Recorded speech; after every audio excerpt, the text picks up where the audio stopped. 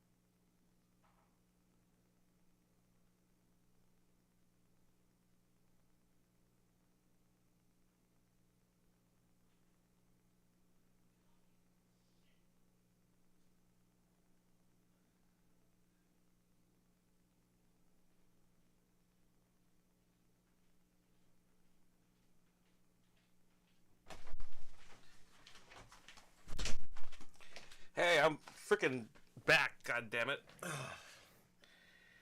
All right. I'm actually... Oh man, I prepare all... You know what? It's just part of Hawaii. I'll be real. It has not been a smooth week. But I have some good news for everybody. If I have time, if I'm not crashing... Okay, can anyone even hear me? I have good news of development. I release my album, obviously. Okay, we knew that a month ago. It's finally out. Please check it out. It's in the pinned comments. Oh, it took me 6 years to release this thing. Welcome back. Thank you. Thank you. I set it to normal latency. There's gonna be a 40-second. I have commissioned. Okay, hello. Can you get that information out? I'm back. Oh my god. At this point, I should just turn off Twitch. I'm streaming off. I'm turning off the stream on Twitch. I can't even. It crashes so much that it's making so much pages. Congrats on the release. I'm back. I'm so sorry. Just anyway. How the fuck am I gonna listen to music today? How? Okay. Okay. Long story short, I went to a local store and I was able to burn CDs, and I'm gonna and you guys can order it online and locally, and I have 100 orders being made right now for Quantum City. It's gonna be really made in Hawaii, you know, burned in Hawaii, the soul in Hawaii, art design in Hawaii, you know, artists from Hawaii. It's very Hawaii centric, and I wanted to see if I could do everything locally, like local illustrator. Okay,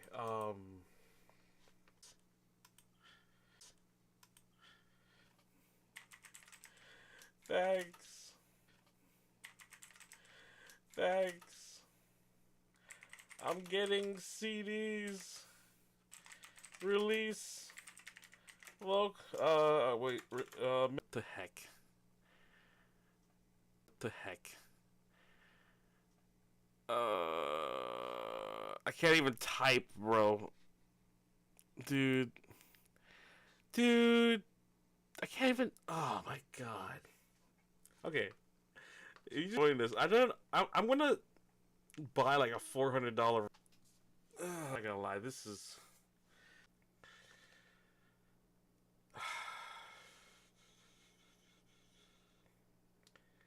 Okay, welcome back. I don't. Oh, guys.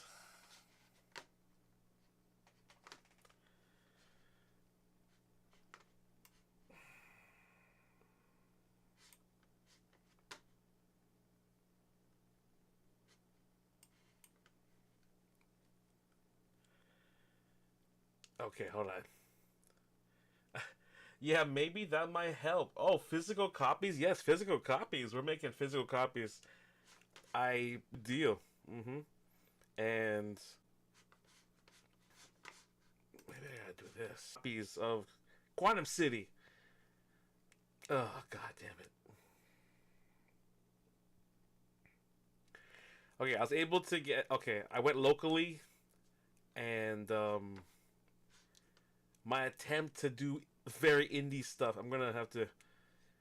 I'm gonna attempt to do some vintage local CDs and stuff. I'm gonna. Dude, this is. Okay.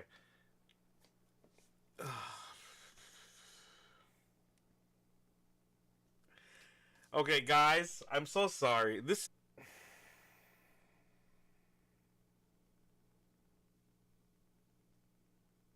is so bad. This is driving me so crazy. I want to destroy. I literally want to throw my computer across the fucking room. This is so goddamn bad. I'm just gonna stand over here. I don't even give a shit anymore. Oh my god. Oh my god.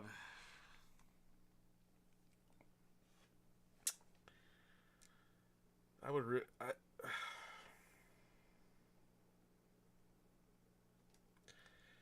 Dude, I am so angry. I'm a little bit suicidal right now.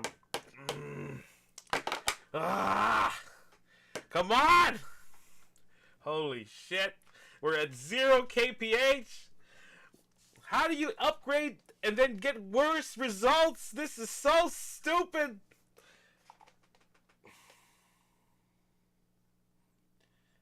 Oh my god. Okay. Anyway, welcome to the goddamn stream.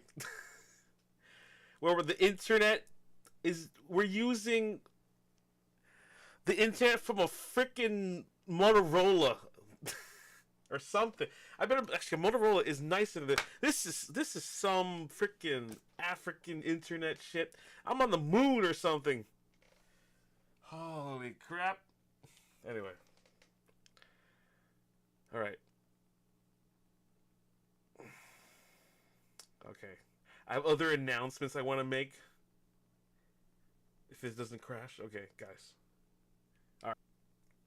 Okay, now we're in the green for like a bit. Oh no, it's in the red. Ooh. Alright. I've been busy. Too busy to handle any more DIY creative stuff. visually, and video editing wise. So now that I work full time, I'm hiring a music video producer, a very good one that worked with Sony Prism Project. We're gonna make like VTuber, like it's gonna be like more collab level videos. Let's go. Anyway, I got singles coming out, but it's gonna take a month. It's a month. I have originally I was supposed to have a music video debut, but I will admit I kind of procrastinated getting the freelancer. I didn't have the finances, but we're getting some of the best. So I'm trying to get an editor for shorts reels. The reason I want one is because I looked at last year's like analytics, and I had a lot of boosts in like subscribers thanks to my shorts when I was like making shorts. So because almost like I realized it takes like 20 hours to do the work, and I just didn't have the time doing like working full time from 10 to like 6, and I get so tired I just couldn't do it anymore. And I was trying to think strategically. I almost like felt like giving up. I was so just like sad, like I can't do anything creative. So I was like, I think it's time. I realized I have a little budget and savings, and I was like, I asked ChatGPT like the budget for maybe freelancing, and I was like, I think this is the era where I'm trying to go for mid quality to high quality production.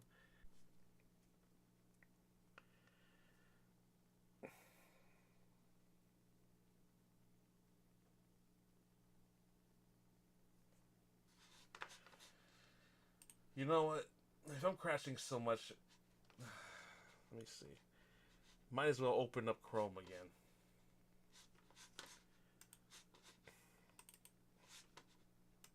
Okay.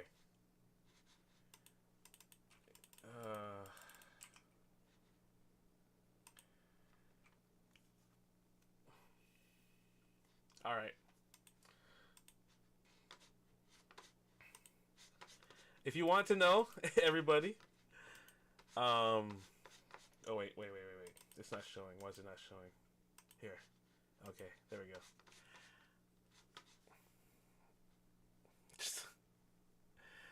Time to walk for Starbucks for free Wi-Fi. I have to bring my entire desk into there. It works now. Now it works. Okay, it's not crashing. We're good. Everybody on Twitch, especially, who had to like witness this. I had to shut down my talk to Starbucks for some free Wi-Fi. Yeah, I should. Thank you for the just a middle-aged man with his stream set up in Starbucks. The shorts really be the play. It seems it really probably is.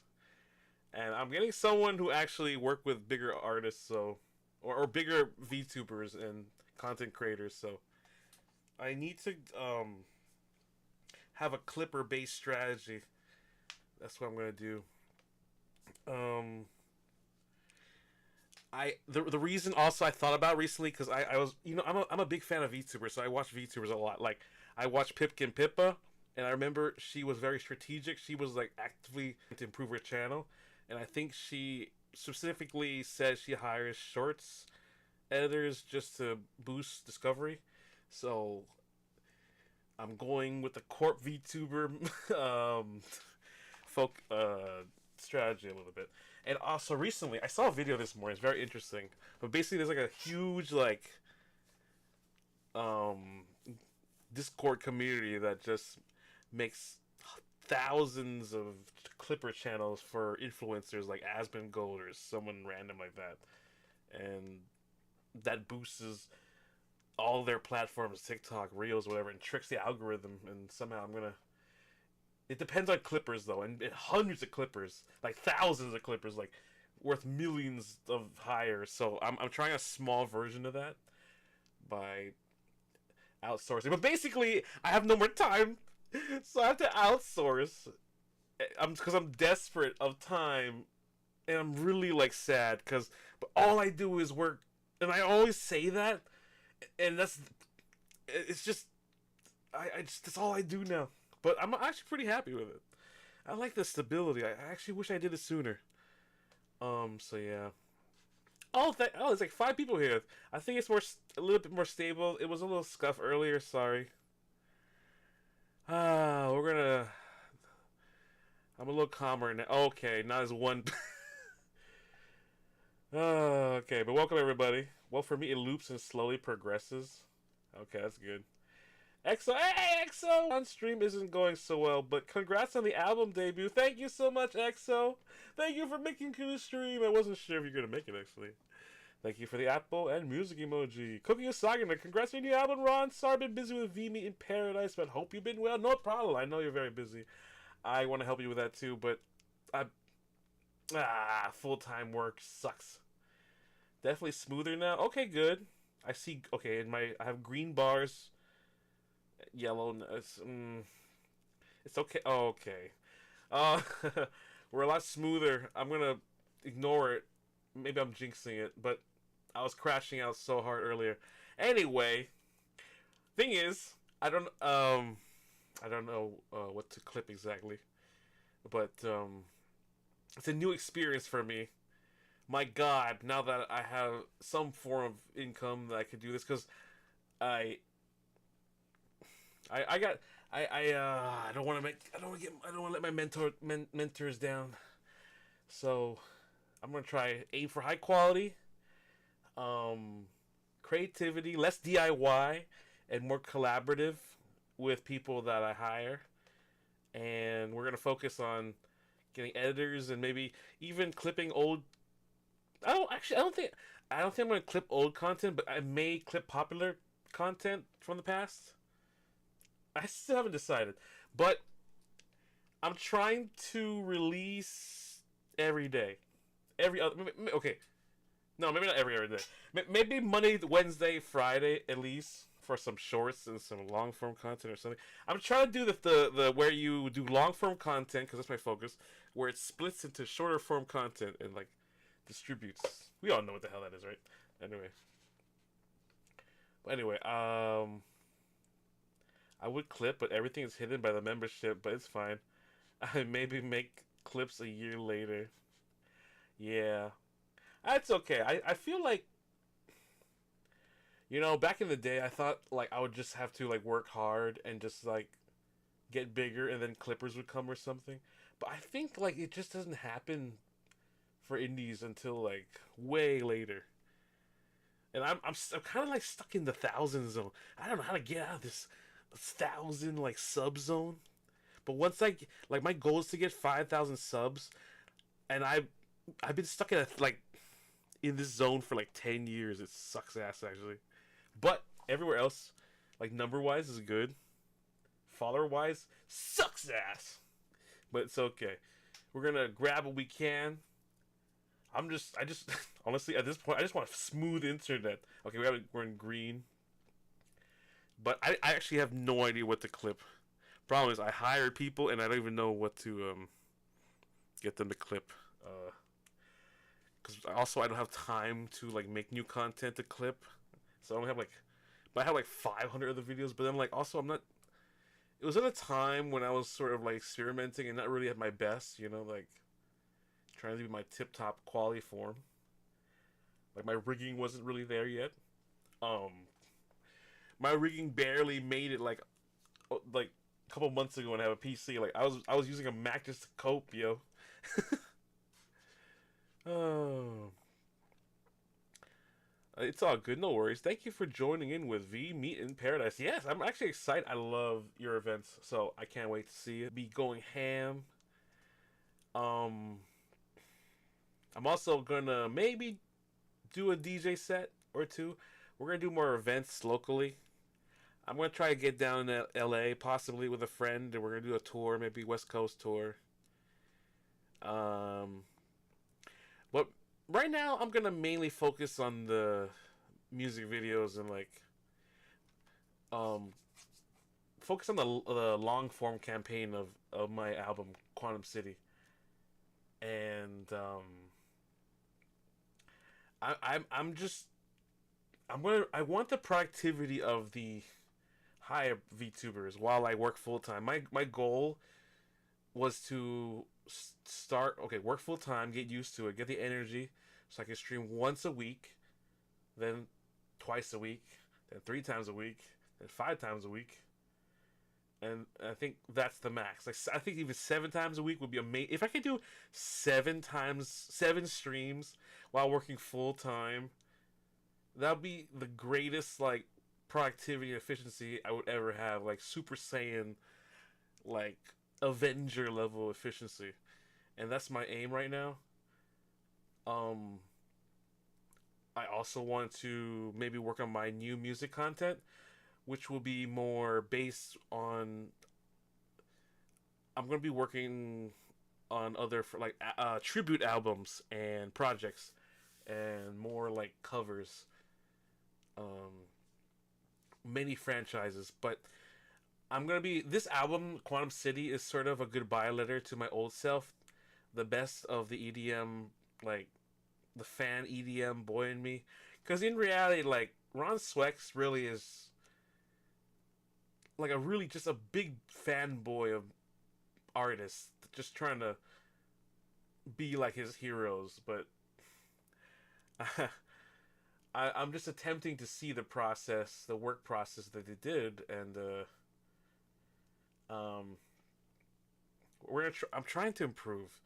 I want to keep going up. I want to progress, and if I progress, hopefully you guys progress, and um, I want to have like more calliope like efficiency and like release like amounts like of albums like um I don't think I can be like that efficient right now, but I just want this. I really want to release one album at least to show that I can. Um, so like I have 14 tracks. Let's check them out. I'm gonna read some comments and then we'll check it. Oh, shout out to the 6 people here. Like, comment, subscribe.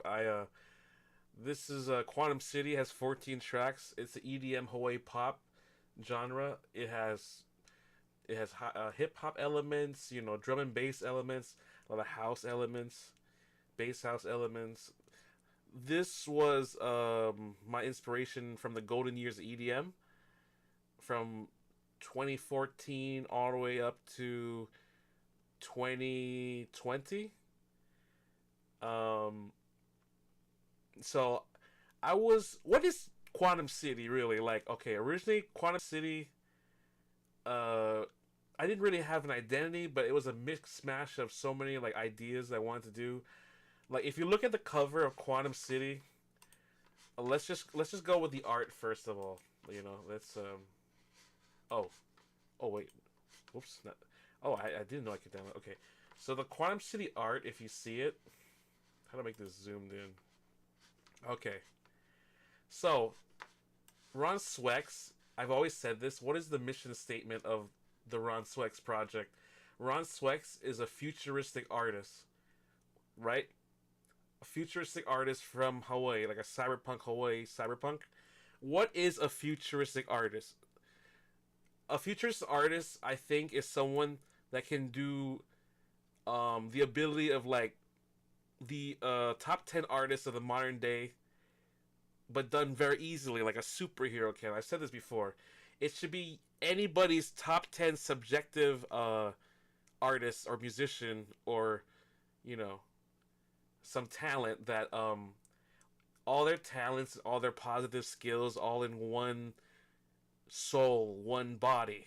Because I believe the human soul and body is just a vessel. So, what if I was the vessel and I created the energy and grabbed the energy of and skills of 10 people, the jack of all trades and the um of like, I guess, like every genre. So this, it might not seem like it, but this is something simple, almost generic, but it has a lot of tributes to a lot of artists. Stream keeps ending for me, lol. I'm sorry. Ugh, I think you started getting more of a following when you reacted to hololive. I know I did, but hololive guideline of 3 times a week I think would be good. Cookie Saga says, I highly recommend to check out Agent 54 for clippers. He did a couple clips on my end on my channel. Oh, okay, nice. Is he local? Let me know. Exo says, "I would. Will you change how you move forward if this is the end of your old self?" Yes, I am trying to put myself in a higher standard and accountability for my future projects and my roles in because I have people that depend on me and believe in me, and I actually have people in the industry that I are kind of make it expecting me to move forward and do better things.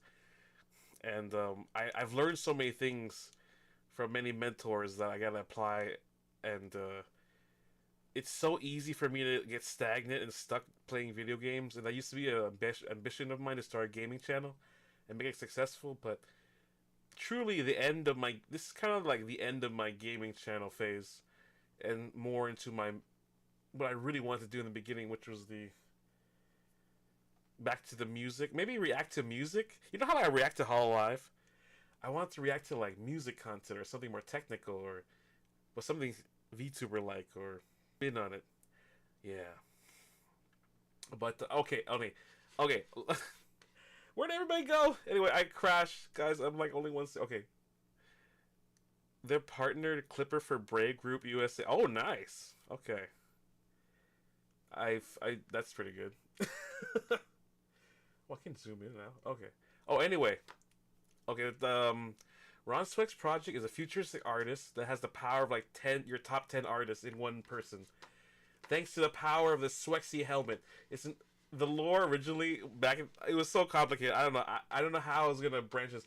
This is the Swexy God helmet using advanced AI. This is before 20 like ChatGPT and AI came around. This is the lore in 2017 when I made it.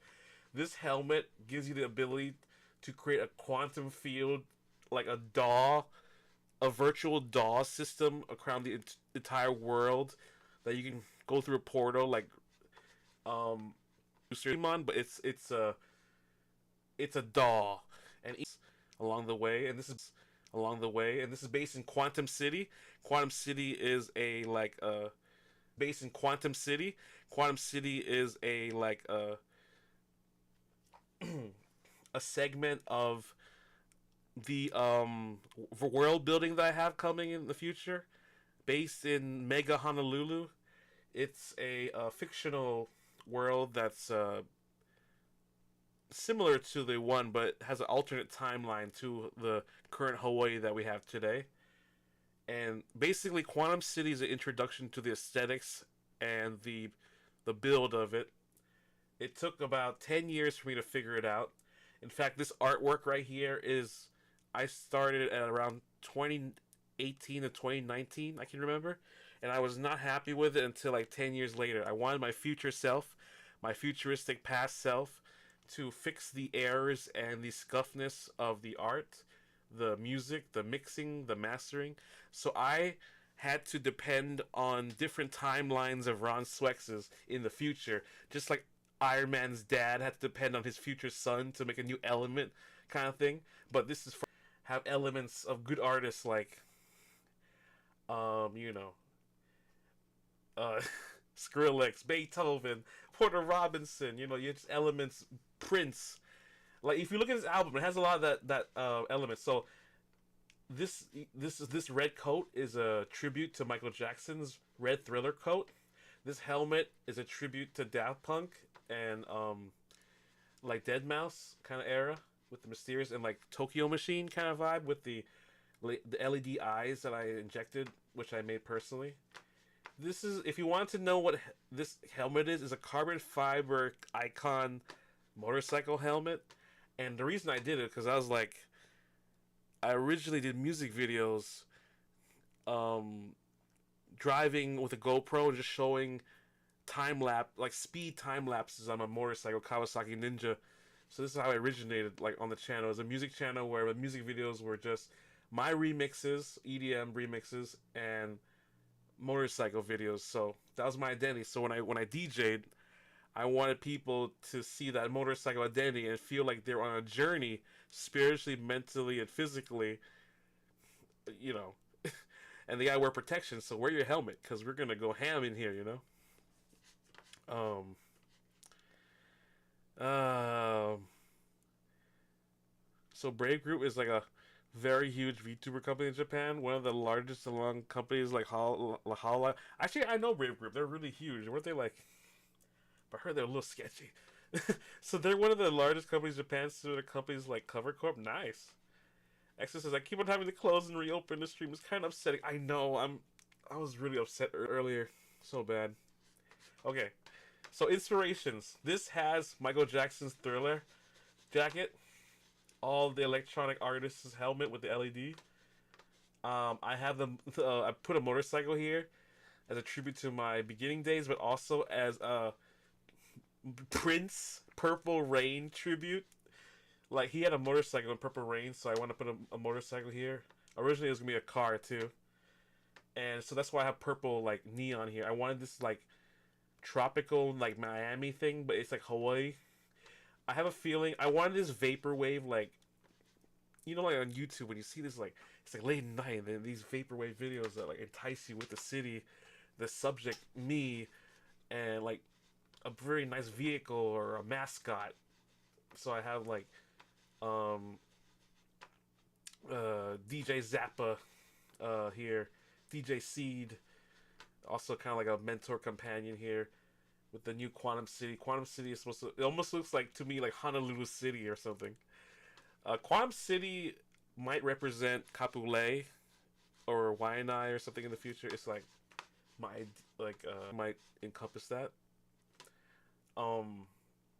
So also this sign has a very like Crash Bandicoot kind of like stature to it. And I like it. It's like Ron Swex. I like how like loud that is. And yeah, I'm inspired by Tron, the aesthetics of the Tron, so I got this. I really wanted blue and pink, like cotton candy colors. So I wanted bright, but also like this 3D buildings that feel kind of like those litmus spaces. Wait, what's it called? Yeah, I forgot what it's called. But anyway, I wanted a really good album art that you could just stare at, like in vinyl or a CD. So I'm making. By the way, I'm making physical CDs made in Hawaii that you can order online on my Spotify soon, or my Shopify or something. So yeah, be on the lookout for that. Maybe I might sign it, 100 copies, and you guys can buy my meet and greets in the future, my concerts or anything. And I might even release my first album too, and I might make a greatest hits for Ron Swex. But anyway, after this album, we're gonna dive more into like other music projects that are like more popish, R&B, idol stuff. We're gonna attempt to sound maybe more Bruno Mars even in The Weeknd. Bailey Peterson, hey brother, what's up? Hey, what's up? Sorry for the scuff stream. Welcome to the release party. I have an announcement. I'm getting clippers, and possibly that's still in the work actually. And I got we got like a music video. I got a professional video editor now, so we're gonna have our first single, Adventure next month. I don't have a date yet. I have to wait for my editor. He said a month, and I'm giving him full like time to like do quality stuff. Callie played Crash the other day. Yeah, I was there. I saw that. I was there. So yeah. What was I gonna say? Okay. Oh yeah. These so the illustrator had like thanks to Octobomb, who really helped me get my like Ron Swex modern imaging and like my rebranding. They recommended. Are you having concerts? Yeah, I'm gonna try to have concerts, but I'm gonna try make it more like I'm gonna attempt to do it in like not I'm gonna try See, I'm a little conflicted because like I'm trying to save money to do like bigger commissions, but then like concerts, they might be in the works too, but they're less a priority right now because they burn money so much without getting much in return. They're good for the fans. I might actually. You know what? There might be a tour or concert. There's a chance of that if I can hook up with a fellow producer of mine that used to be in Hawaii.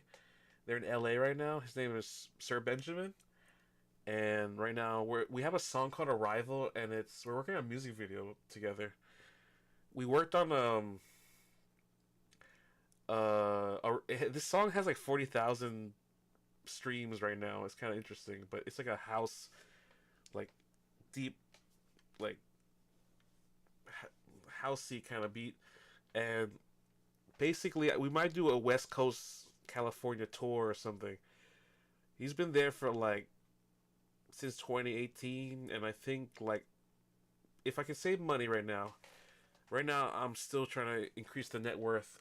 I might be able to do a tour for maybe like a week or two, and I'm gonna have to do budget friendly, but I want to see if I can go to some like anime cons and like I can like easily do meet and greets for you guys.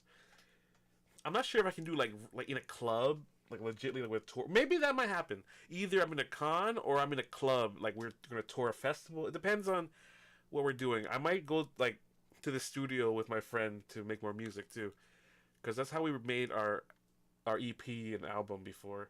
So, oh, okay.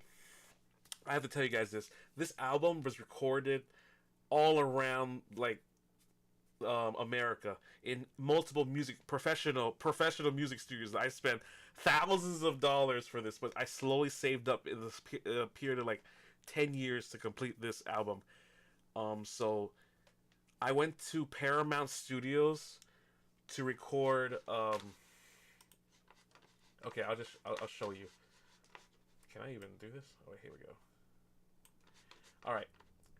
So I went to at least 4 professional music studios. I went to Blue Planet Studios, which was Futuristic Past. I sung and produced in there. Adventure Venture was produced in New York at Quad Studios. I had the same audio engineer as Neo, The Weeknd, Justin Bieber, Atlantic Records, Post Malone, and Michael Jackson, bro. Daniel, something Glazer, Daniel G. I'll just call him. He's a head top engineer, and okay, there's a future edit coming here that new version's coming. You have to wait a couple of days or weeks for it to update on Spotify. But Adventure Venture was recorded at Quad Studios, where Tupac recorded music. That's where I thought it was relevant because I made a Tupac versus Digimon song that had 700K. So let's go to Tupac's studio to record this album. I thought it was a great tribute. So Adventure Venture was recorded at Quad Studios, was where Tupac got shot like 5 times. Biggie Smalls recorded. Post Malone recorded. I asked for Neo and Justin Bieber and Justin Timberlake settings. He knew how to do it. So he gave me the reverb and echo settings and like pitch correction of Justin Bieber and The Weeknd. I was like, please make me sound like The Weeknd, and as best you can, or Neo, or just but in my own like identity. Like, please give me that setting. He said he could do it, and I was like, yes, please do it, please, for the love of God, yes. Do you know how awesome that is to get the settings of the same? It feels like I'm cheating life. I feel like I'm hacking, bro.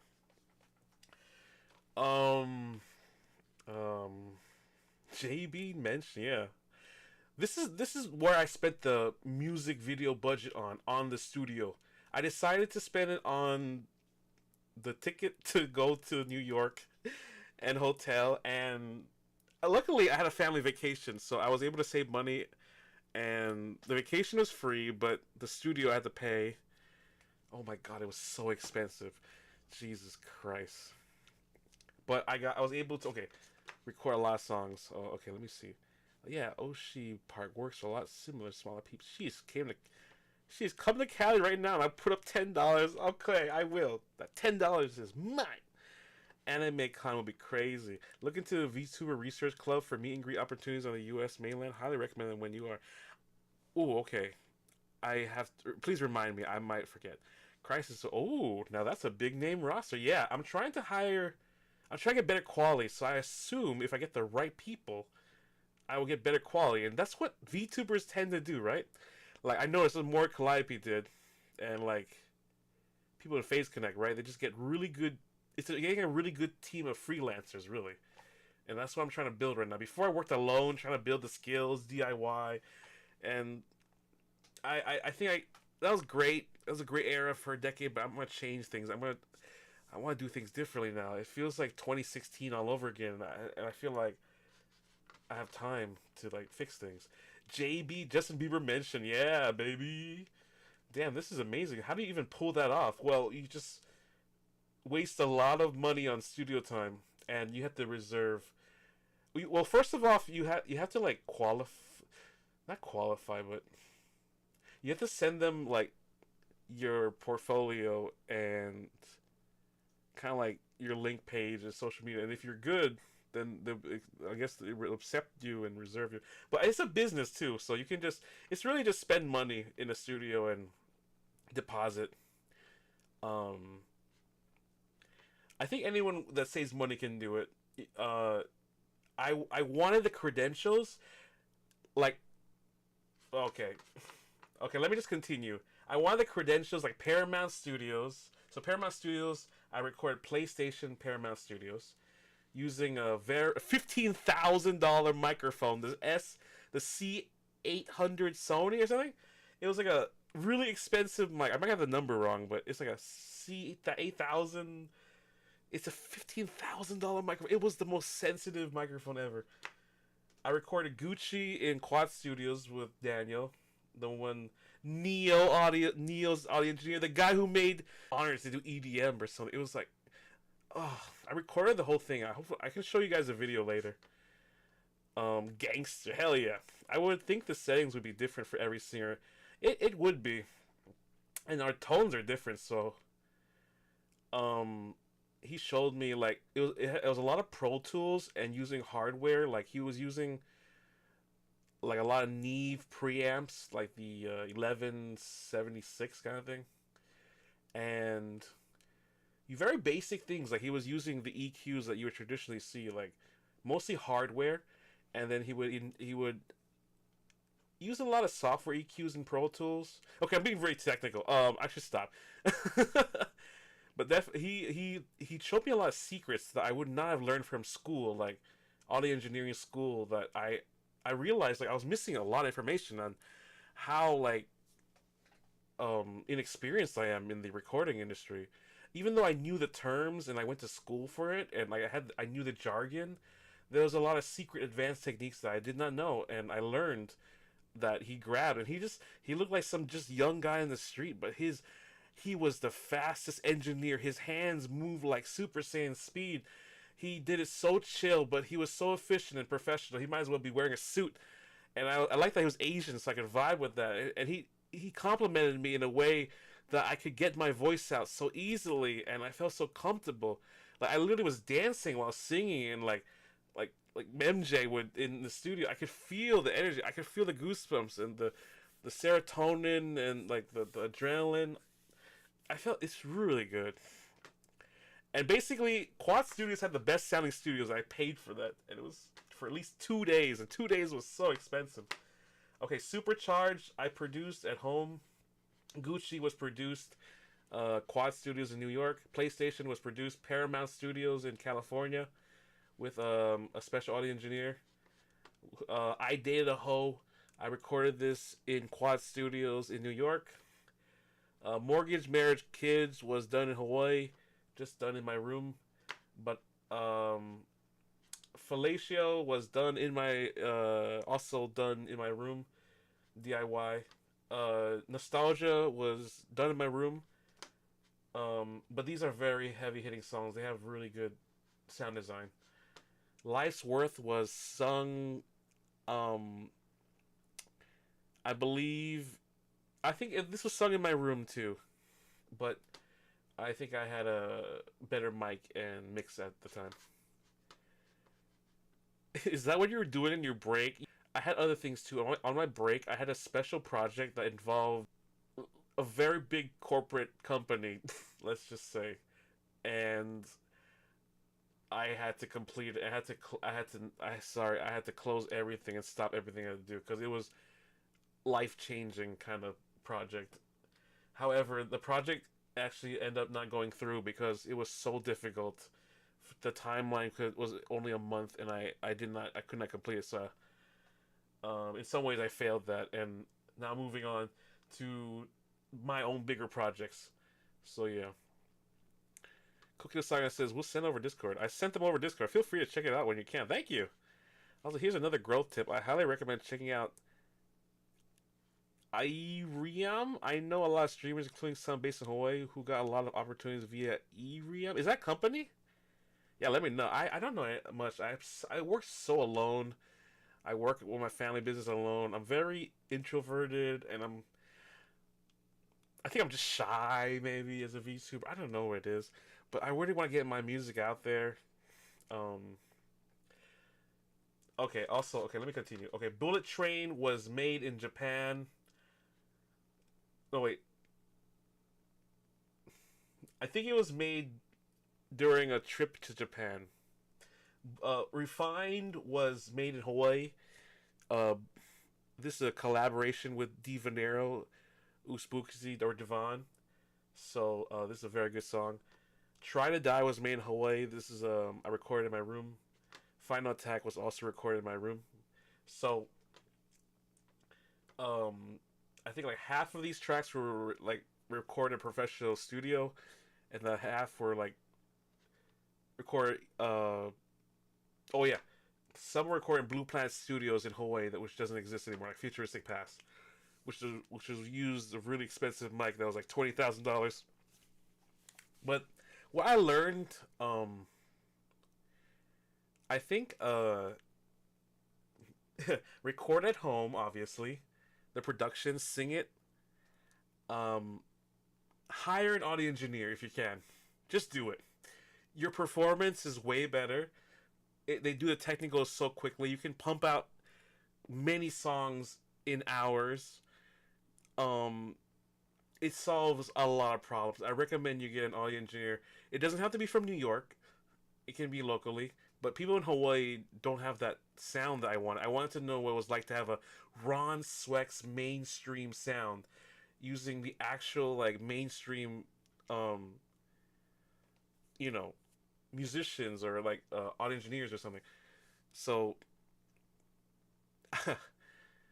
sadly, didn't have the budget to get a mastering engineer. That would be the last thing I would have done with this album. So I mastered on my own. That's the one thing I would have done differently about this album is I would have got it out. But also, I don't have the stems to. I would have mixed and mastered. I would have got mixing and mastering engineer, but I put that budget into visuals and editing for later, or shows or concert in the future. So, IREM is a mobile-based streaming platform. I think I remember. Is that the VTuber one? How long did this all take? For someone that would be happy even releasing one song. Well, I've been trying to do this project since 2019. This I had an album called 808s and Outbreaks. Let's look at that. That was in 2020. It was kind of a fast release because I thought I was gonna die from the pandemic. So here's an album just in case I die.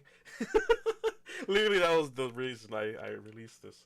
So it's called 808s and Outbreaks, a tribute to Kanye West's 808s and Heartbreaks. Even the album looks very like similar to that, but it has a zombie hands. I thought it was funny to put lungs instead of a heart and COVID like symbols, and instead the colors go upside down, like you die instead of it's inverted.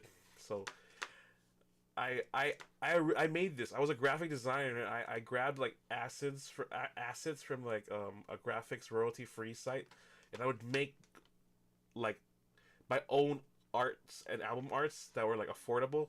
So I spend $40 and I get royalty free, unlimited, and you can just make your like basically a bunch of graphic design assets or logos you can use for free. So I would stack them. I would stack royalty free like logos like this one, two, three, and I changed the color a bit and make it transformative. And because I went to music business, I learned that anything that's transformative or parody is protected if it's a parody or something under transformative law or something. So we're allowed to do this. I thought it was funny as a joke. I wanted some. I thought this album was good, like 808s and Heartbreaks too, 2008, because Kanye just went his own way and was original. So, and it was a really hard time. So I thought the pandemic was similar to 2008, the financial crisis. So yeah. So this, but this is for real. So I was like, oh, why do I have to hire like $100 album artists if I could just spend $40 and get the annual like royalty free like logos, and I can just make my own logos, simple art. I wanted to celebrate like graphic art logo. That was my marketing like scheme. But I was just being cheap. I'm being cheap, but I want a simple design that was like elegant, like Apple or something. So. This is my advice if you want to make your own album art, because my logic is this for music making. How do you release music? To me, it's simple. Just follow the DistroKid like recommendations, or like your distributor, like what they recommend. All you need is a PNG that's like 1,000 by 1,000 square inch ratio. As long as you have a PNG that you can insert. You filled up, you completed the form, you passed the test. As long as it looks nice, something to stare at, and you plug in a waveform, done, bam, you are an artist, right? It can be a song of you farting with a drum beat. You are an artist. You're considered by Spotify an artist. You can make money now. like seriously, people make money with no noise and rain noises. So I as a imagine an artist like a student. Just complete the assignment. That's all you gotta do. An album is like 5 to 10 songs. Maybe EP is 4. Just complete the assignment. Complete the 4 songs, waveforms, make a PNG. You're done. You're an artist, right? That was my logic, and that's why I produced so much singles and music. It might have been like shit posting or something to some people, but to me, that's how you become efficient and stop yourself from like not releasing like your good stuff. So I recommend everybody find any way to bypass the photo distribution when you try to upload music. I think that's the one big factor in a lot of artists' like production, is getting the art, like thinking too much of the art that like you forget to release. Like it just stops you in your track. So just make your own art, bullshit. Become an artist. Find a way to get royalty free stuff, like efficiently, make it quickly, like get used to it so you can like release once a week a song. Like that's how I started. Just once a week a song, like a YouTube video. It should be doable. Like in my opinion, like 2 days to produce, 2 days to mix, 2 days to make the video. That's a lot of time. Anyway, let me that's the advice I want to give to my youngins. I've been streaming on there since October of last year, and it's been helping me get opportunities for me. But it does have its own requirements. I see. So I recommend to look at the requirements and decide whether it works best for you or not, as it has its own requirements. Yeah, I don't know. I will have to check into it. But my trajectory is YouTube mainly right now. I don't know what to do. But focus on the music. Uber just gave me a free ride. Thanks, Uber. Alright, but anyway. Welcome to my stream. I'm actually really happy to, like, see people still listen to my, like, artist page here. What was I talking about? I was talking about something here. Okay, so basically, my mission, release this album so I can move on to bigger projects. It's kind of a goodbye letter to my old self. I decided to. I had like hundreds of tracks. I cut it down, and I think this is it. This is all the good stuff. This is like me hiding all the good stuff. This is everything, the best of the best I could do. So, um, I know I can do better in the future. That's why. So I need to release this now so I can have breathing room, so I can now finally focus on the future. Because for like, dude, this project took 10 years, and I was delaying it so much because I was trying to be this weird perfectionist, and I realized I could have just like, like organizing an album like really is just like filtering out all your bad songs to your good songs, like having a ratio, like just get a quantity of songs and then filter it out like a DJ, which one is bad, which one is good, like a playlist, and then bam, that's an album, and you arrange it a certain way where it's smooth. So this album, based on the title, it's it almost has like a storyline in my opinion, like Quantum City. Like the way it introduces the setting with futuristic past, adventure, supercharged, Gucci, PlayStation. It feels like you're growing like you're introduced to the world, and then become like you're born like a child, have PlayStation, you grow up to date a hoe, you get married, have kids, and then just doesn't work out. Fellatio, nostalgia, life's worth. And then you travel down bullet train, you get more refined, become a different person, you try to die, go to war, and you have a final attack, and you peacefully die. There's an album. Anyway, that's kind of the way the it flows. So the way the album is done, I went with a energetic song, futuristic past. Then I went with a even higher energetic song, people to listen the most, adventure, because I invested the most money and time in that one, and I had people listen to it 100 times and really love it. So it may not be for you, but I love it. Supercharged is kind of like gamer's anthem, a PlayStation anthem. Yeah, let me read some comments. I see. No worries, all good. Hello, Ron. How are you doing today? I'm doing really good, Mauricio Marq. How you doing? We're releasing our album. Um, we're gonna play the music after I explain everything. It's been an hour 14. I only have like an hour left here, so let's. Hopefully, I can. This is smooth enough. I can send it to my clipper or something.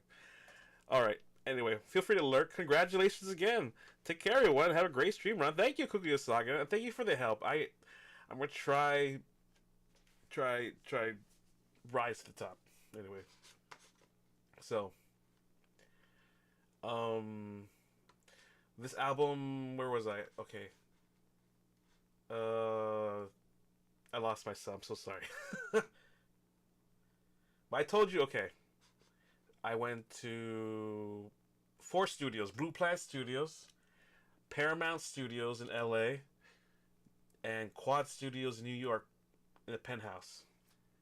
And this I had the opportunity to. I also, okay. This album doesn't have a song from Vietnam, but I also went to Vietnam to work in their studios as well. So I have experience in Asia in studios and America for the studios. And in the future, I want to go to Japan and try to do some studio work there for my future album, maybe. Get some session musicians or something. Get some live drummers or guitarists. Go like random access memories, but Hawaii, right? And then I want to see what London has to offer. Maybe like we'll go to where the Beatles were. We'll have to go to Abbey Road and just finally get to the best. I know they're like thousands of dollars, but we're gonna have to save.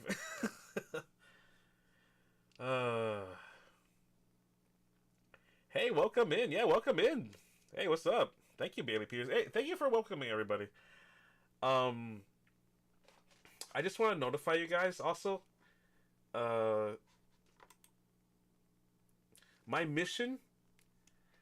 Okay, I was using my music video budget. Usually people spend tens of thousands on like videos. I decided to use that to go to the studios to make the music better. as an audio engineer, that was my mission statement, my concept. I was like, why invest in visuals when I think the most important thing is the audio fidelity as an audio engineer? So I was like, I should hire the best audio engineers to help me get the best recording in the best studios, in the best, like, top 5 studios in the world, in the USA or something. So that's my mission for these albums. So I'm gonna produce the songs, the demos in Hawaii. If I show a couple friends, if it does well, and they listen to it multiple times, the demo of the vocal recording, and it has a good drop or something, I'm willing to fly to a good studio, say like Abbey Road or Japan, or even somewhere weird like in Florida, like Jimi Hendrix's Electric Lady, just to make that recording good, just for the energy. I truly believe the energy is important in a studio or the people you work with. Like, it's completely different. It's not the same. Like, even when when you produce at home and record there, you have to produce 100% in the studio, and the lyrics and the people there. It's totally different. And I swear, like, the songs that get produced in the studio, I tend to get more views. You don't need a studio though. I have hits. Most of my hits, like Tupac versus Digimon, Excuse My Rudeness, the ones with like 700,000 or above, like they were not in a studio. So you do not need to have a studio to have like high production. It really is just me being too perfectionist and almost like trying to recreate the same experiences like my heroes did. This almost like a delusion of grandeur journey to the same places they were. I wanted to go in their shoes a little bit though, and hopefully that inspires you. Cause like if I tell you that what I did, like went to these studios, like I want to show pictures. I'm gonna do another stream where I show you the pictures, like behind the scenes in the studios. I didn't have time. Today's more of a listening party and release party. So click the link and save it, and let me get 1,000 streams, yo, for each song. Hey, what's up, 8-Bit Taco? Welcome to the stream. I really miss y'all. Thank you for coming back. Ron's Royal Ringles. I swear, like, we don't... I'm sorry if I'm not hanging as much. I was working on the album. Now the album's out, I can, like, stream more now. The album was taking most of my time. I didn't even... Like, last night, I didn't even sleep. I slept at 6 a.m. just to work on the album. And right now, the album, I will admit, has some mixing issues. So, I already sent... I'm going to audio swap Adventure Venture. It already has been done, but in a few days or weeks it'll be updated. Adventure Venture is gonna be changed. Life's Worth is gonna change. Refined is gonna be changed. So update your Spotify's, cause the song's gonna have better kicks, better mixes, better master, and it's gonna be on a going basis. So I updated my distribution channels where I can now swap the audio. It's more expensive every year. It used to be just $15 a month to distribute, unlimited. Now it's $95 a year. And that's really expensive. But now I have the capacity to have a record label like distribution. I can actually have 5 artists under my label now, and I can distribute with other like artist names. So I might have other artist names now. We're gonna try do record label music publishing kind of stuff too.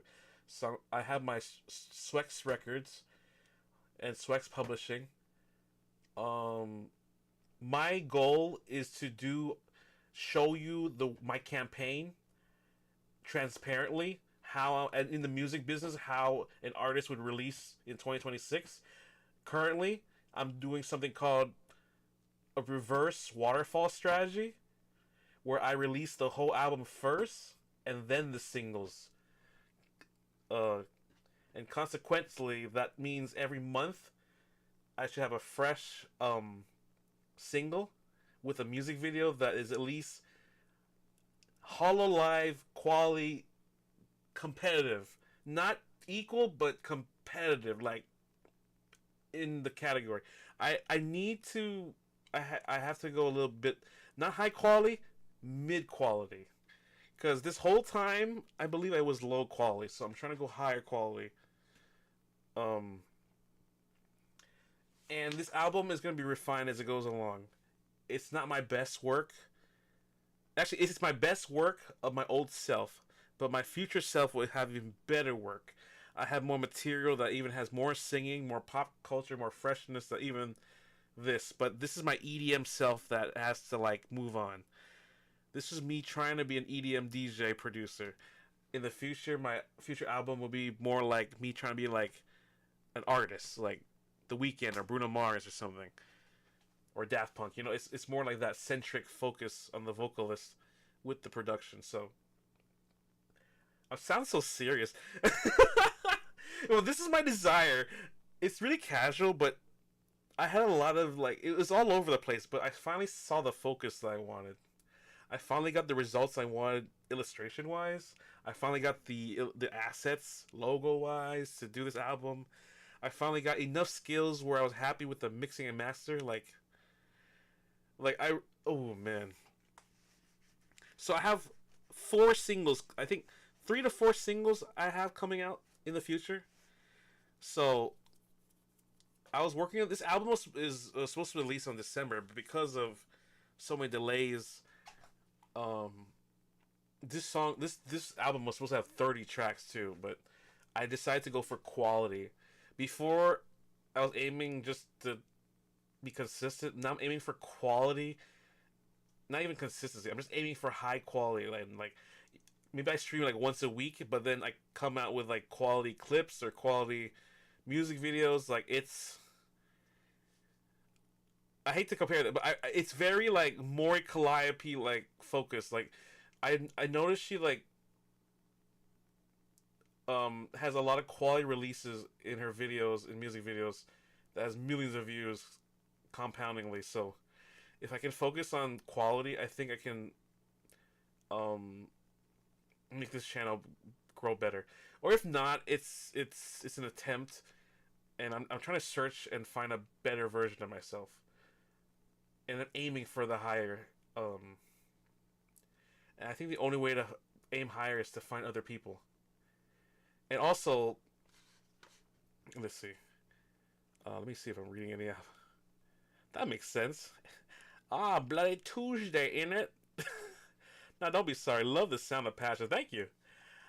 I forgot I used to love music so much. I took a little hiatus because I was such a gamer, like content creator, and it made me so stagnant. I forgot who I really was. Like I really was doing the gaming to try to promote the music, and then I stopped doing music for like 2 years. Like, and then I was out of practice, and I like even forgot how to like be like as good as my old self. So I was like, oh man, I reached a point where I just have to release my music now. I think I was trying to save all this ammo of songs and stuff, trying to like save it for like a future, like maybe like A&R artists might discover me or something. But nah, I just like, it's too late. I had my chance. Like I should have released this 10 years ago if I really wanted to make it.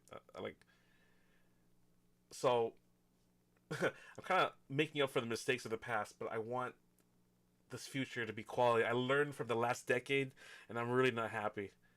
That's why I'm working full-time this decade. This decade, if I was to change things, I would have worked harder, saved more money, done quality stuff with quality people, and that's what I'm trying to do right now. But I didn't realize that like I would have no time to do it. But I found out I love working full-time. I'm a little addicted a bit. I'm a kind of workaholic. I'm not even going out to have fun. It's kind of sad.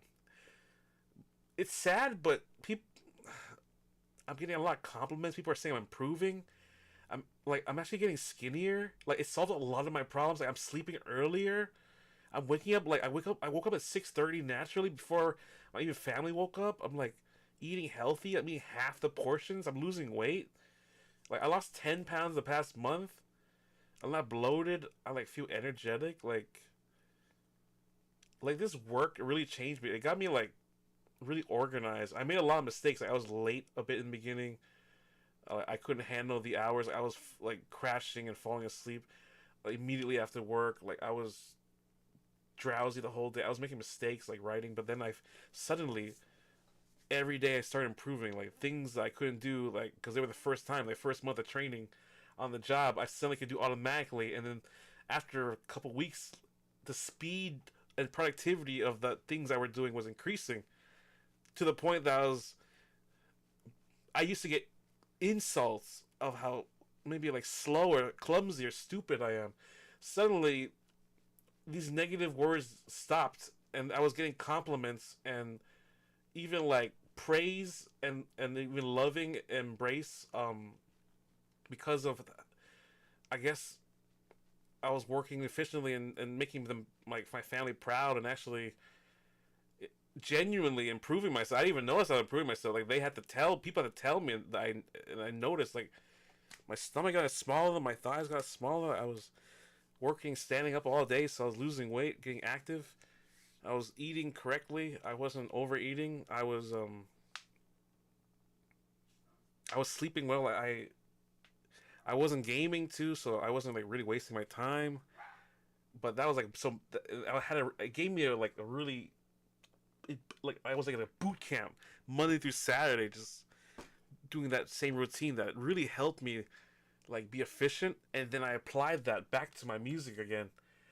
And oh my god, when I have one day for free, I can do so many things. I can do so many thumbnails, so many titles, and I feel so, yes, rejuvenated. XO, yes, damn, Ron is rejuvenated. Yeah, before I genuinely had no energy coming home after like 5 o'clock, 4 o'clock.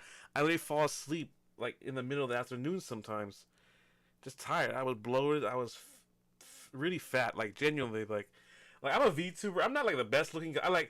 But there's a time when I want to get skinny for you guys. I when I get skinny, I actually am very attractive and handsome. People say, I like. Right now, I'm trying to like. I mean, I show myself. Like, I showed myself before, but I'm really trying to be sexy, like, genuinely sexy. So when you see me, you're like you know, you have like that idol halo thing. I'm not sure that's gonna happen anymore. I'm just some dude. But shut the fuck up. For the love of God! Sorry. So there's a weird creature yelling at me in the door. The reason, okay, I'm not I'm not like Hassan. Okay, I'm not abusing my dog. My dog is barking because we have this electric swatter lamp thing that explodes mosquitoes recently because they're flooding in Hawaii, and every time it explodes, the dog barks so loud and we can't stop him, and I have to like yell like a crazy person to tell him to shut the hell up. Like some sort of like Spider-Man Peter Parker landlord. Okay, where the hell was I? Basically, you know, I was kind of sad. Like, I was trying to find work for 3 months and I couldn't find work. So I had to end up working for my family. And the only option was full-time, like complete full-time. And I thought my life was over. I genuinely thought, like, I can't stream anymore. My channel's dying. In fact, my numbers are really low. But I'm okay with that, actually. Because actually, I got myself back. Like, my normal body. But I didn't even know I could improve so quickly in a month. Like, health, mentally, everything. Just from work, like full-time work. So I really recommend, if you guys are disorganized, or your life is like really in the shitter, and you're just playing games all day like I was, like I genuinely just a loser, like hermit every day, please just maybe go out and find some sort of work that's kind of boring, keeps you grounded, something like an office worker, maybe like I'm a salesman, like pawnbroker, like store owner. Like I did so good. My family was complimenting me, like my dad was complimenting me like 10 times like a day, like 10 to 20 times a day. Like this is someone who was like, he's really like body shaming, abusive Asian dad kind of thing before.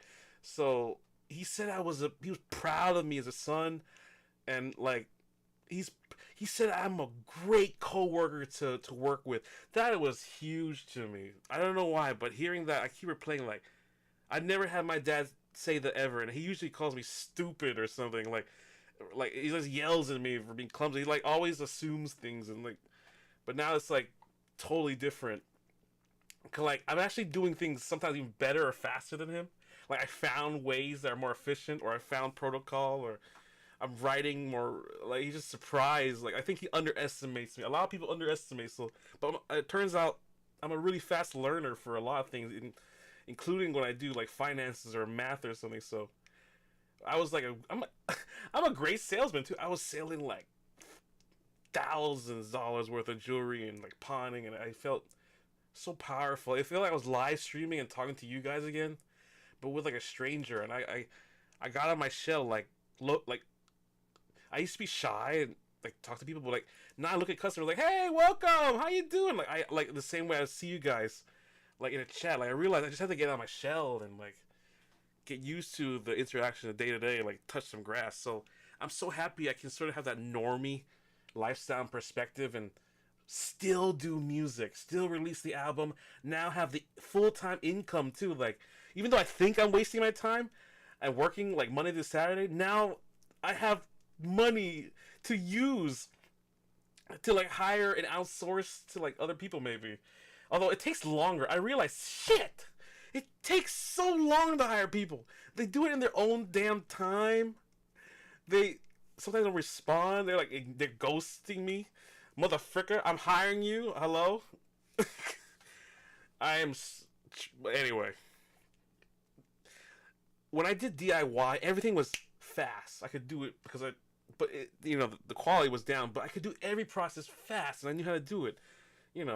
As an engineer, you knew the work process, but when you hire people, you gotta wait for them. You gotta have a business relationship. Whoops. Okay, I disconnected. My bad. Why are you yelling at why the because the scuffness. I'm a little on the edge today. I almost like nice thumbnails by the way. Look at Jelly. Such a Jelly fan. Anyway. I just need 30 pounds, like 30 or 40. Okay, realistically, maybe 50 pounds. And I'm like, maybe, yeah. Frick, keeps disconnecting again. Buff Ron incoming for real. Let's do it. They're gym rats and they get a lot of women. 8-bit Taco, thank you. What is that? Thunder emoji? Control things, I would work part-time. The full-time, like, I feel like it feels weird. It feels like, oh, this is the new normal. This ain't so bad. In fact, this is way better. Hopefully my story inspires you guys to live life to the fullest in the avocado. And I'm actually losing the avocado. And the grilled chicken has the right protein. So now I'm like actually eating correctly. I'm not eating.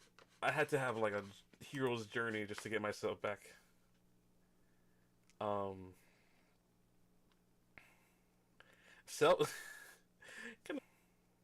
Self connection recently. Okay, I'm so or not. Think of how talented Risa, Herb, CC are in the music world. They existed before Hollow.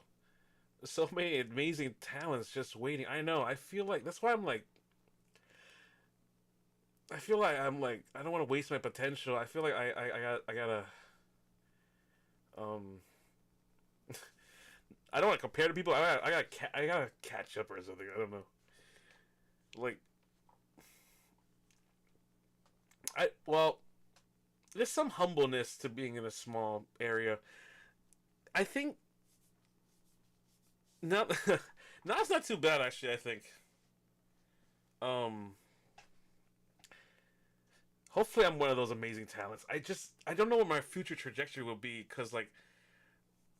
Hololive is so different and like mainly because like I feel like the VTuber sphere is sort of the trend is starting to like die off. You know how Holostars is like declining and then I have a feeling Hololive might not always be there and I might have to move on.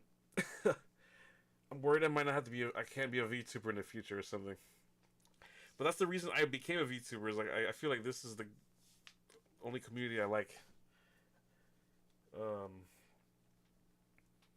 But yeah, I want to keep doing what I'm doing, but my main goal before, dude, a lot happened in the past month. I had my wisdom teeth, I had to get new full-time work, um,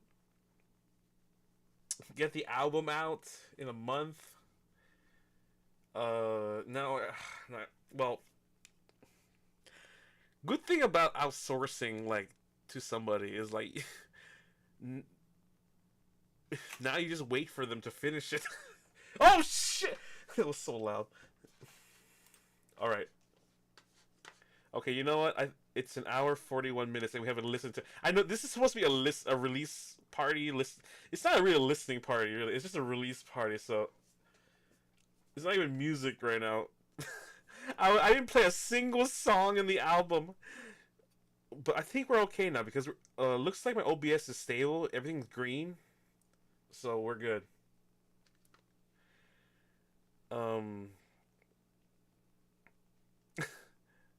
There's a lot of overlooked talents in the VTuber world. I feel like I'm one of them. I feel like somehow I'm born to struggle, but I have this feeling that it's only. I would say I have to blame only myself for where I'm at. Like if I did things better with quality and I spent more money, I think I would have been bigger than I am now. It's good to be. I think this time we might be better because I think a lot of the famous people they outsource a lot of their clippers and their their art and their music videos. So I think I'm just joining that party. Before I almost was against doing that. Like I was trying to be an artist that could do everything DIY, the art, the music. But I think it got tiring. Even I need something new. So we're trying a new business strategy. And basically, I'm gonna tell you, like in real life, like I'm getting older. Like I want to do bigger things, not just like music career wise, but like just basic things. Like I need to save money for a house.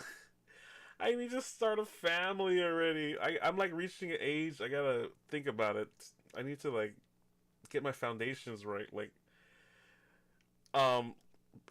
because I can't just think about music all the time. Like other people are like doing VTubing and regular life. Like look at Saikuno. He's shagging like 30 women.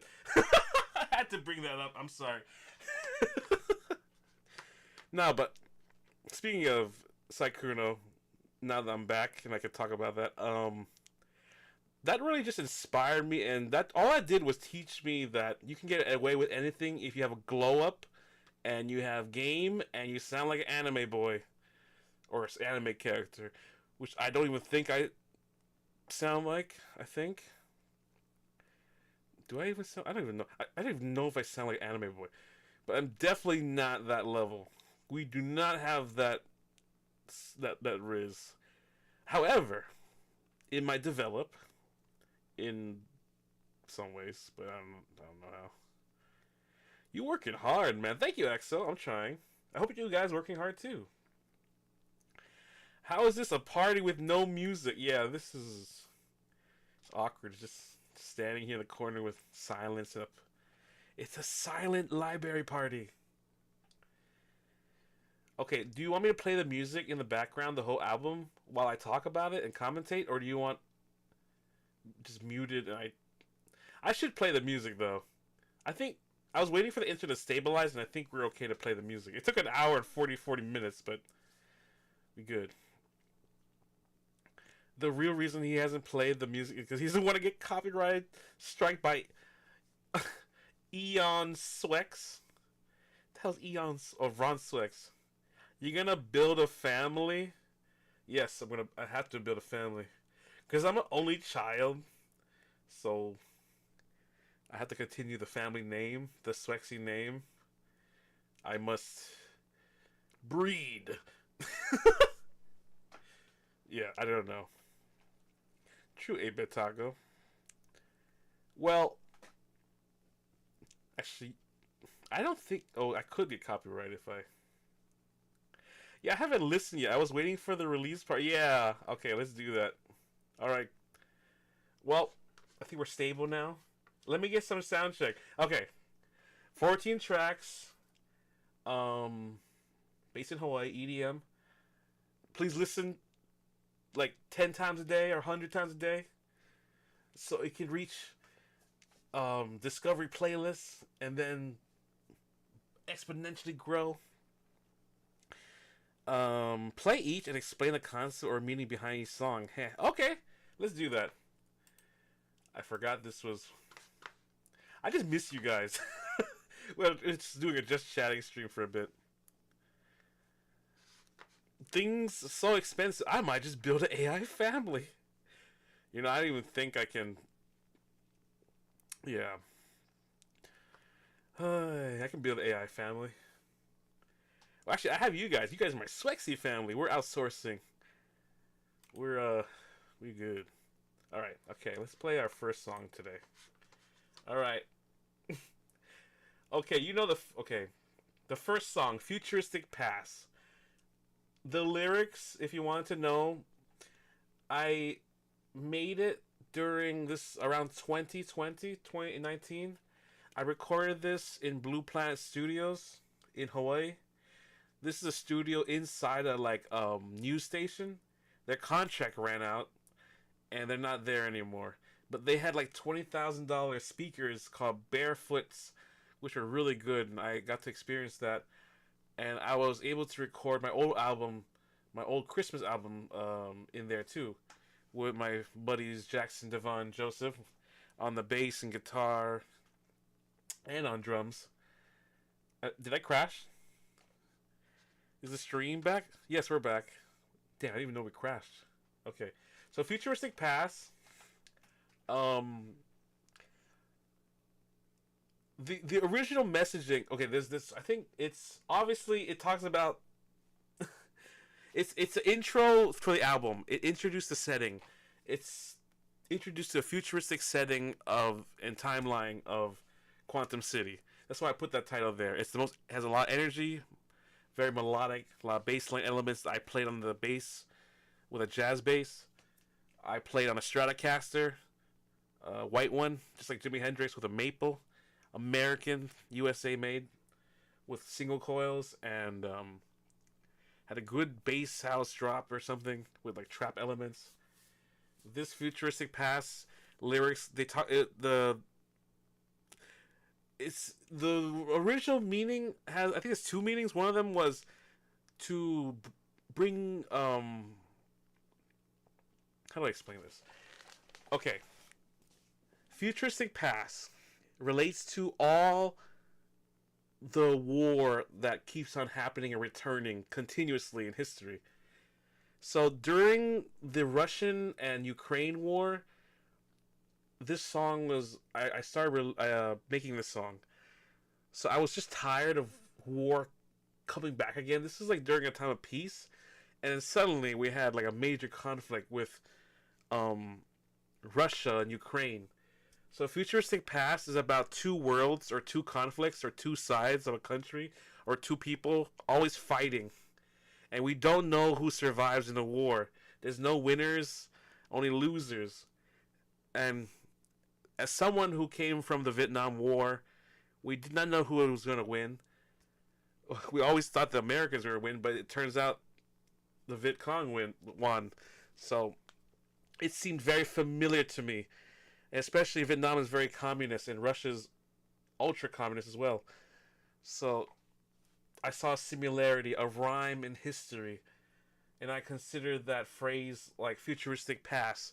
The phrase Futuristic Past also sounds similar to like X-Men Days of Future Past, which I like that feel of like almost like oxymoron. And I never seen any song called Futuristic Past before. There's a lot of songs called Futuristic, but not Futuristic Past.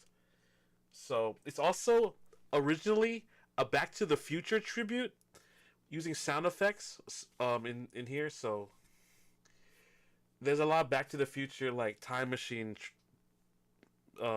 noises and very experimental bass house that I had to sound design by hand. And time and period, I was using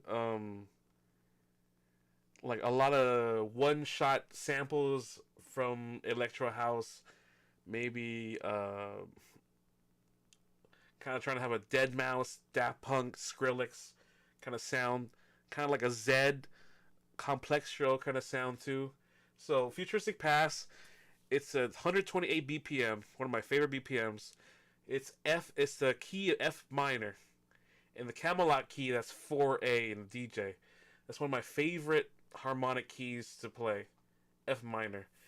A lot of anthems are in F minor, like Martin Garrix's Animals is in F minor. There's some songs from Avicii, like this harmonically is close to G minor, like the 6A Camelot too. So I like F minor, G minor. I like E minor flat or E flat minor. I do like playing in keys like B flat minor for a more Porter Robinson kind of feel. He tends to use that, and I like to use the pentatonic scale the most, and I like to use the jazz scale specifically because the jazz scale is exactly the same thing as a pentatonic scale, especially like a minor pentatonic scale, but it adds just one more note that adds this jazzy blue feel. I think the blues scale. It's either blues or jazz scale. I forget which one it is. I think it's the blues scale. The blues scale adds just one additional note to the pentatonic that makes it sound so different than Asian. It's just less Asian feeling.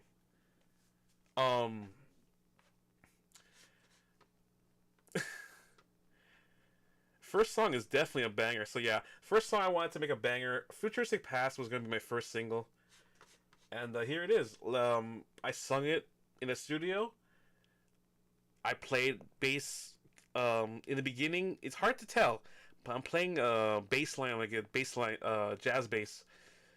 And then on the second half of the intro, it switches to a synth bass sound design from Serum.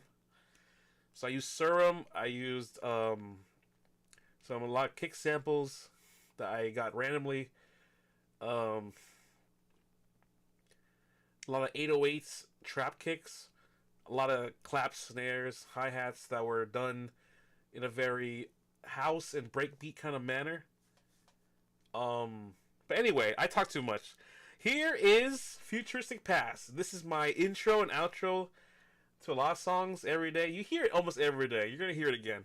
But now that I told you the behind the scenes and the relation of my message of like war continuously always happening, two worlds always colliding, and who survives during war, and I don't know who the winner is, and it's just continuous like the song.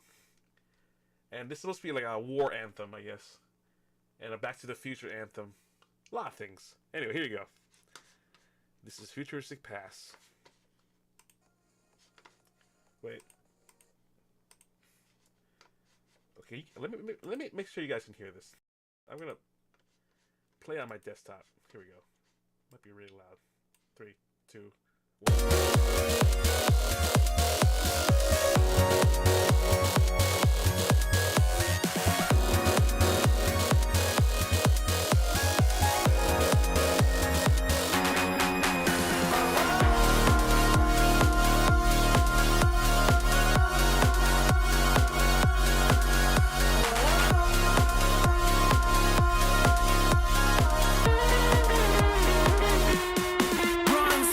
2 worlds collide. The future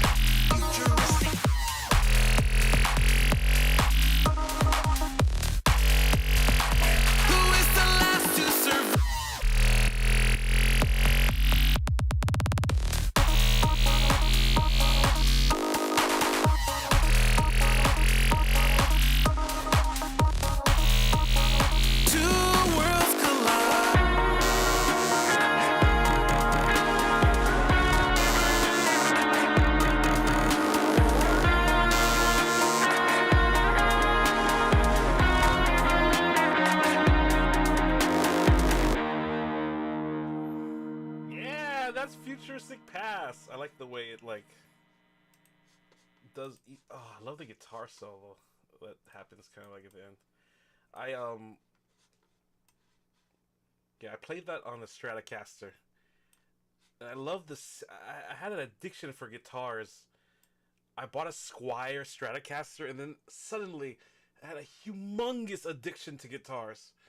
That I bought like 15, so in a span of like 2 or 3 years, and then I got addicted to like getting made in America guitars, and I went to like Gibson, and then I went to like I got every shape of Gibson. I got Les Paul, and then I went SG, and then I went to Fender. I bought my own.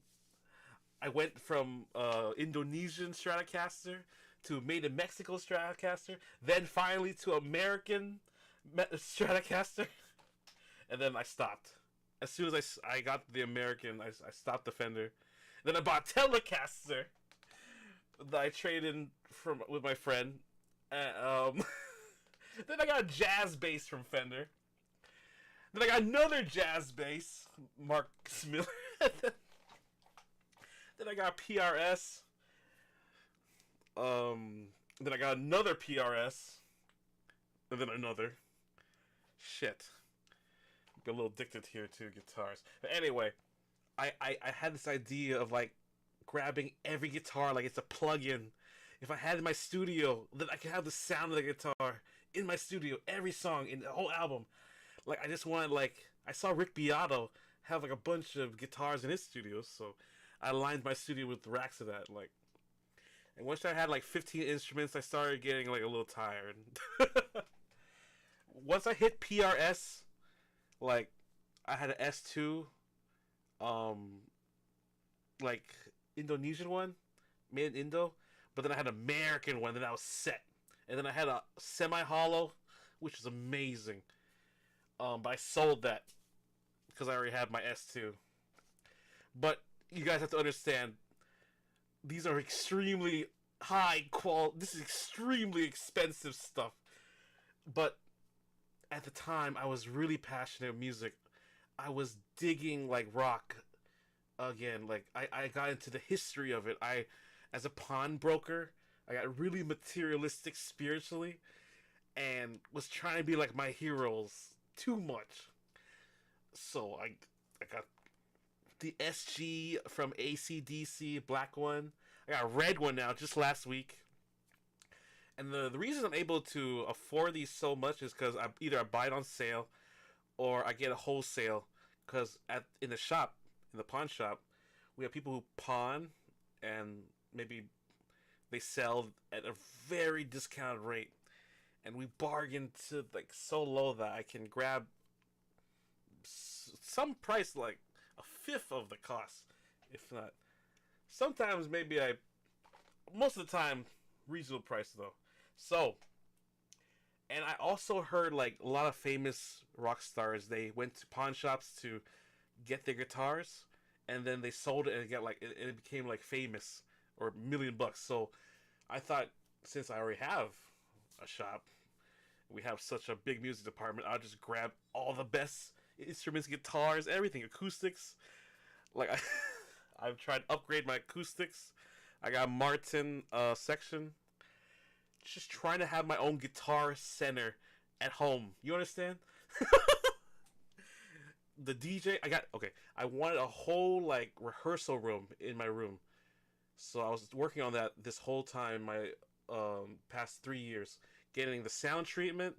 I noticed like other VTubers, when they start getting money, they spend it on like sound treatment, like Pikami, or like New Me, Nightmare, or something. Everybody spends it on studio equipment and treatment. So that's what I decided to do. Is like, screw the VTuber model. Let's do it. Anyway, sorry. That's Futuristic Past. Speaking of music, this is a release party. I hope you enjoyed it. That's Futuristic Past. It's introduced the song. It's high energy, has crazy sound design, crazy bass lines, very strong transient kicks, very melodic, extreme melodic. I'm doing solos on the keyboard here. And if you wanted to know, This song I made entirely on the mouse. There was a period when I produced music like Martin Garrix and Deadmau5 or Skrillex, all on the piano roll, just by ear. I could just draw it, make it sound natural. Like I hear the melody before it even play, and I could just draw it in at the right intervals, and I get what I want, and it'll be faster than producing it on a keyboard. But that it's funny because now I'm trying to use a keyboard to make it sound more humanized again. But I found myself easier to produce drawing it by myself on a piano roll. That was my way of producing, and that's how I can create so much good, crazy results. They're a lot less human, you know.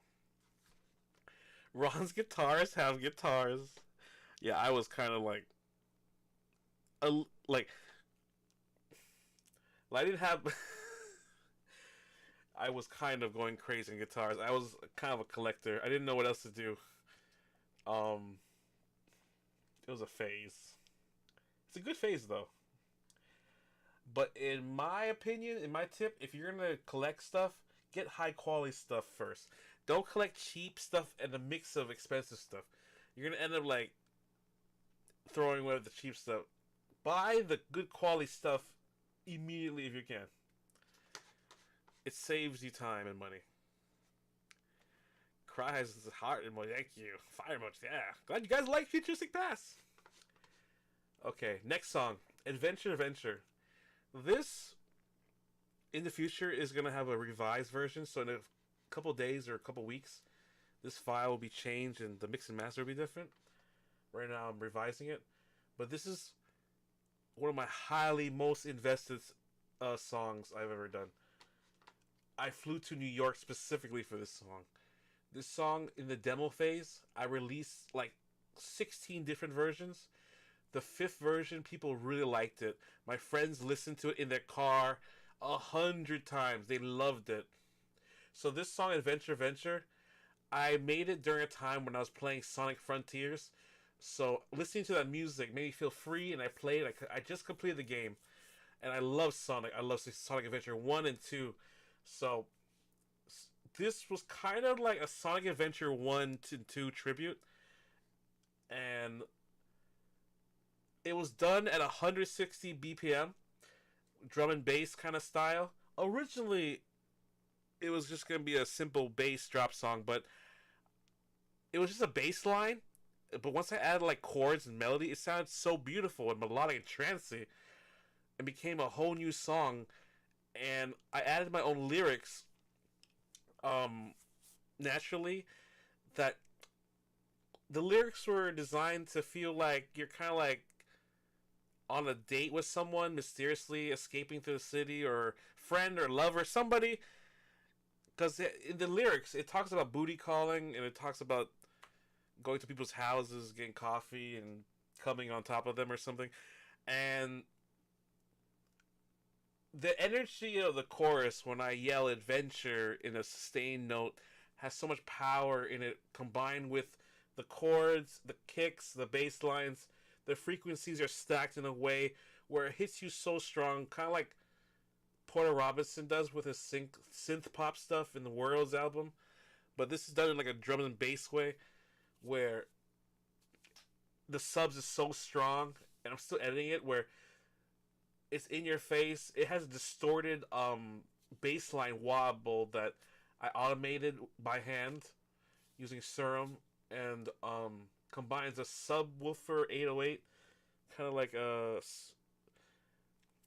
That's why it sounds so fat. It has 2 subwoofers, basses. So basically, a video game date. It's kind of like that too, because the lyrics in the second verse kind of talk about like adventuring in an open world with someone. It's also supposed to, yeah, kind of like a video game date, or like you're escaping with your friends in a world. But because there's a lot of like elements of like you're sort of with like a lover, I think it's escapism from the city, like Sonic is, but it's escapism with your lover, to their place or through adventure. Adventure, like a venture is like a partnership, right? Like you have a venture partnership, like you're together. So the term adventure came out first because I make like song titles first usually before I make the music, and I tend to, the way I make titles is very like my own way, where it's almost like two words that rhyme. I've done this before, like kawaii Hawaii, seaman demon. I have other examples too. I just can't think of any. Those are the best. But venture is one of those. I seem very enticed by that concept, that it makes new concepts. So Adventure is a very high energetic song that sort of like, the lyrics are like if you're lonely, call me, kind of like Carly Rae Jepsen kind of thing. So you can booty call me. Back in the day in Hawaii, we had like a booty call line where people in the radio would try to booty call their spouses to get them to come home, and if they accept that, they win prizes. Like if they convince their husband or their wife on the phone in the radio station. That used to be a thing. So it's a tribute to that as well. If anyone local in Hawaii knows about that, you guys know what I'm talking about, right? So yeah. Anyway, this is Adventure. This was recorded at Quad Studios, and this is one of my proudest, best song that people love, fan favorite from a lot of my friends. It's not like the craziest drop, but it has such a powerful drop, and it's simple, emotionally, the lyrics that it vulnerably, emotionally could make you feel very, very energized, rejuvenized, and happy. So yeah, this is a good. It's a slow burning song. It's one of those songs you have to listen multiple times, but after like 100 times, it's an OG good song. Yeah. Anyway, this is Adventure. Check it out. Running to adventures. Do you wanna go on an adventure in love together? At every day's an adventure. Do you wanna go on an adventure in love forever? Running to adventures. Do you wanna go on an adventure in love together? At every day's an adventure. Do you wanna go on an adventure in love forever? Baby, call me, 'cause together any weather you can hold me. When you are lonely, booty call me. Coming from coffee, come on top me in the city. Adventure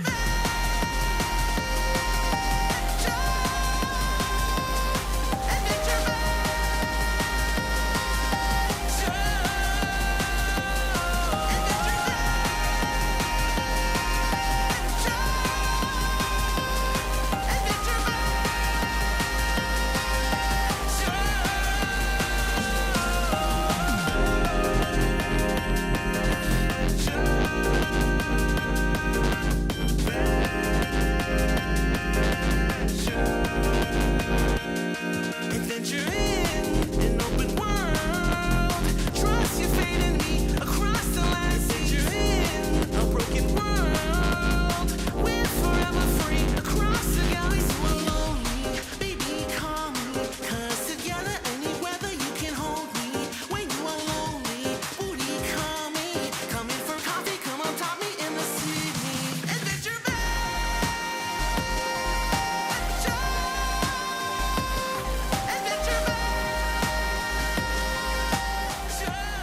Wait, sorry guys, hold on. This is actually the I'm gonna change it. This is actually the version I want to show you. This is the new version I made yesterday. It's gonna be running to adventures. This is the one I want to show you. This is right now. I found some errors in this song that will be fixed. So here you go. Running to adventures. Do you wanna go on an adventure in love together? sorry. Running to adventures. Do you wanna go on this venture? Adventure, in love together. Every day's an adventure. Do you wanna go on this venture? Adventure, in love forever. Running to adventures. Do you wanna go on this venture? Adventure, in love together. Every day's an adventure. Do you wanna go on this venture? Adventure, in love forever. Baby, call me, 'cause together any weather you can hold me. When you are lonely, booty call me. Come in for coffee, come on top me in the city. Adventure Adventure.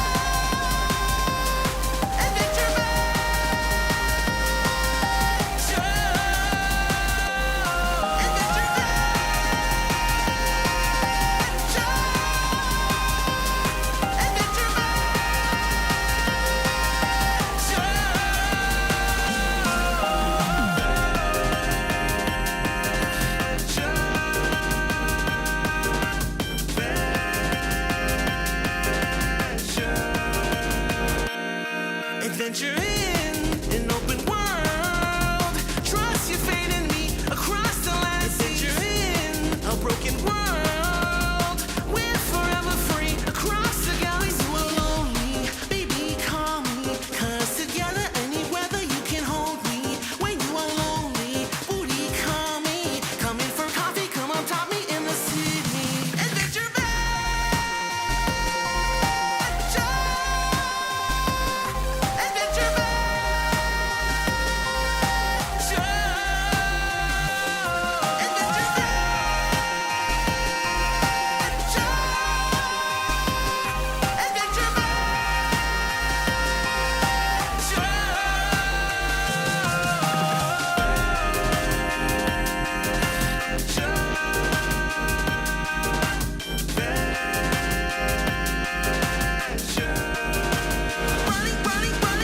running to adventures. Do you wanna go on this venture? Adventure, in love together.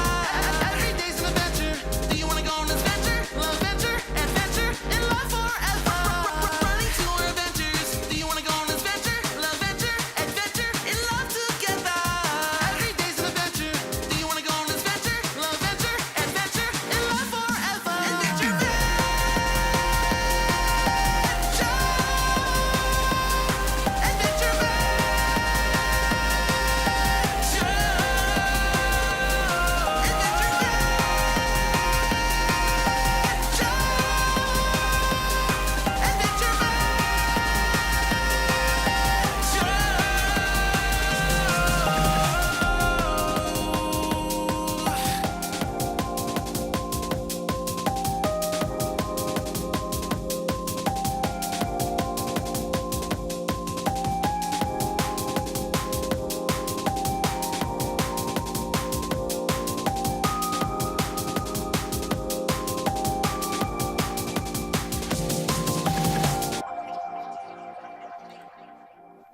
Ooh, that's just.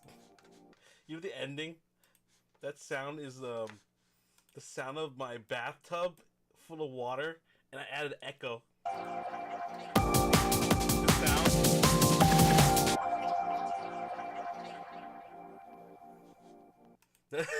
That's ocean. No, sorry. That's a tub of water, and I put a microphone in the bathroom, and I add an echo effect, and it sounds like a sonic exit to me. Does it sound like it? I don't know how.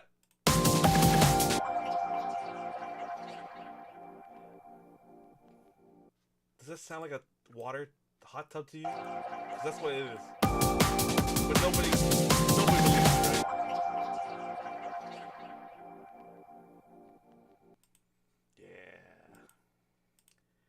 Yeah, Running to adventures. So to get that sound, I was doing film. I was working with Disney, doing Moana, and there was like we had like a folly phase, right? So this is why I did this. I went to my bathroom, got like there was like a tub of water. I think someone just took a shower, so I decided to like get a microphone all the way from my room, with XLR with the microphone, and I used my hand. I just started splashing like slowly back and forth, and then it sounded like this.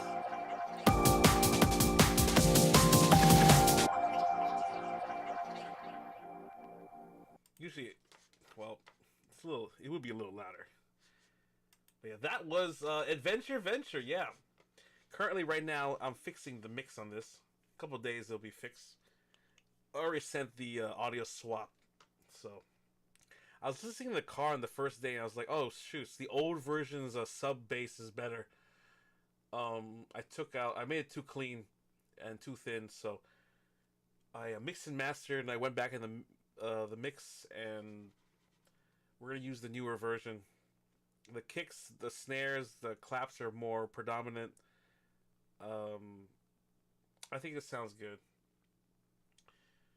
There's even an older version that possibly even sounds better. This song I recorded like 3-4 different times just to get like. I tried Paramount Studios. It didn't work at first. I had home. It sounded great. The demo. Quad Studios, when I had Daniel G, very good. He was able to do with his contributions. He was able to do like really cool stuff like. Do you wanna go on this adventure? Love adventure, adventure. Do you wanna ooh, do you need to adventure? Every day's an adventure. Running to You know that part right here, like running. That kind of like sampling. He suggested that, and it was so hip hop and cool. I think that's like what I paid for right there. running to adventures. Like that. Running. He suggested that, and it sounds so much more interesting and like mainstream. Like he was really good. He did it so naturally, and I couldn't even come up with that. His suggestion was really good. Do you wanna go on this adventure? Oh, I'm also using a U87 microphone. This microphone is the oldest microphone. It was the one that Tupac touched, or Michael Jackson touched, either one. It was so old that it was a vintage U87 mic. So I got okay, they marketed it as the best sounding room in New York in the penthouse. So I got a legendary microphone and the best sounding room and the biggest room. So hopefully I can show you that in the future. Maybe I'll show you right now. Okay. So I recorded at, let's see. Quad Studios. Let's see. Okay, I just want to show you reference. I went here. It's very good. Quad Studios recording studios in New York City. There's oh yes, I had a setup like this. So this is my setup, basically. So you stop, you go up an elevator because it's a penthouse, right? First thing you see, freaking pool table, aquarium with no fish in it, chairs, hip hop artists everywhere, a lot of interns. Majority of people are interns. Like people are just working for free, and the head engineers are getting paid hundreds. And there's my microphone right there. It had a tape on it. This is the U87.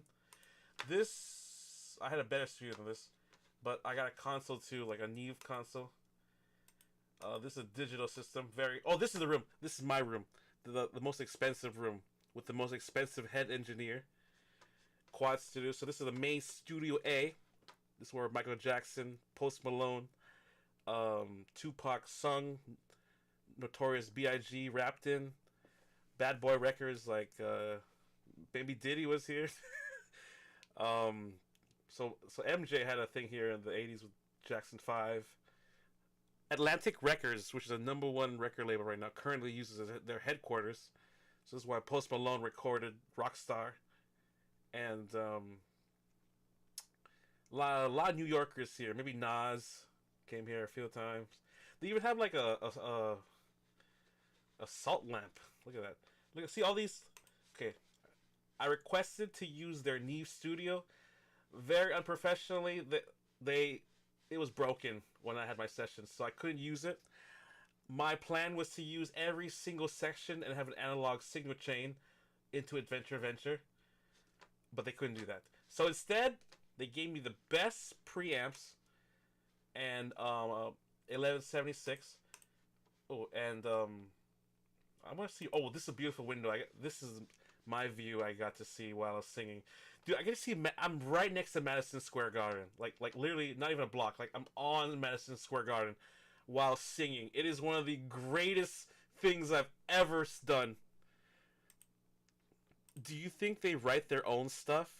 Nah, they have a team of like 20 people, and they perfect it, and they have freelancers, and it's more efficient to have a team do it, like a 20 singer-songwriters, 5 producers in a room, you know.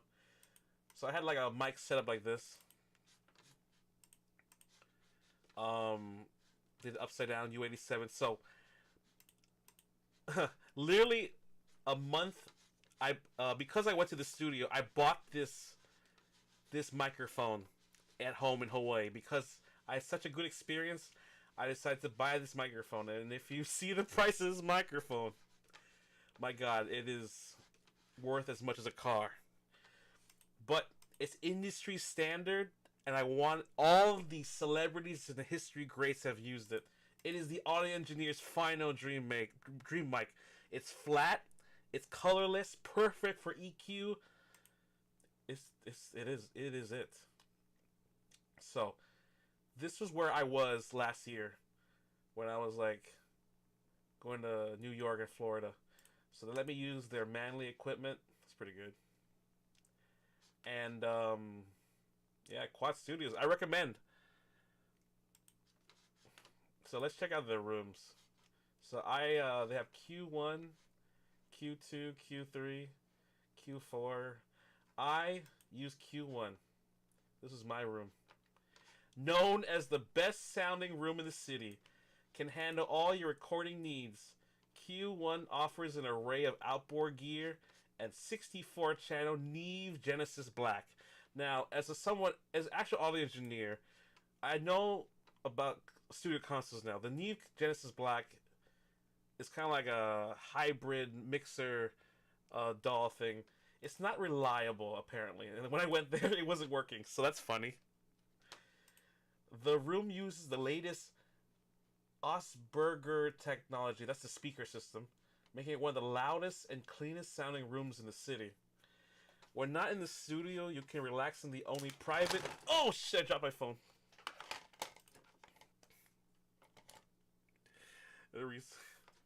When not in the studio, you can relax in the only private studio lounge, which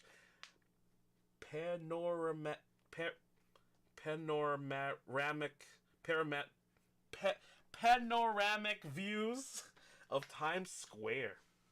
Studio Q1 also offers a large live room capable of handling large tracking sessions. Yeah, I got something for a band for one person. My mic is a AMNT8, $50. It came with a boom arm. Hey, there's nothing wrong with that. A mic is a mic. You know, I've heard some really good mics that were like 50 cents. You know, like genuinely. So this is my room. I'm so happy. So this is my dude. I got free coffee. They gave me free honey and juice. I felt like Mariah Carey. Dude, this is how I ordered. I asked for a drink. They came out. An intern came out with a tray of tea, honey, every sweet available. It was like Butler, like Batman level. It was so amazing. And I sung the best because of that. Honey and warm. I was so, like, pampered. Oh, I loved it. I loved it so much. And the experience and the compliments he gave me. Like, oh, I would do it again. It was... Oh, guys, it's more than some people's setups. Anyway, I got to sit over here. I was basically in this room singing. I hope there's another room. So I was in this room singing. This is the microphone they gave me. This is $15,000. The lounge. This is where the kitchen is. I got to microwave, get some good food. This is the actual studio with the equipment. This is where the engineer would be. So it's separated by 2 different rooms. Here, let's look at the...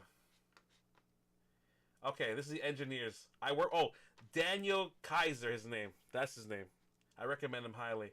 These are all the famous engineers too. They have to pay for. They're the best engineers in the industry. They're still here. Let's check out their clients. Just a small sample. Yeah, everybody. See a little artist. Let's see. Oh shit.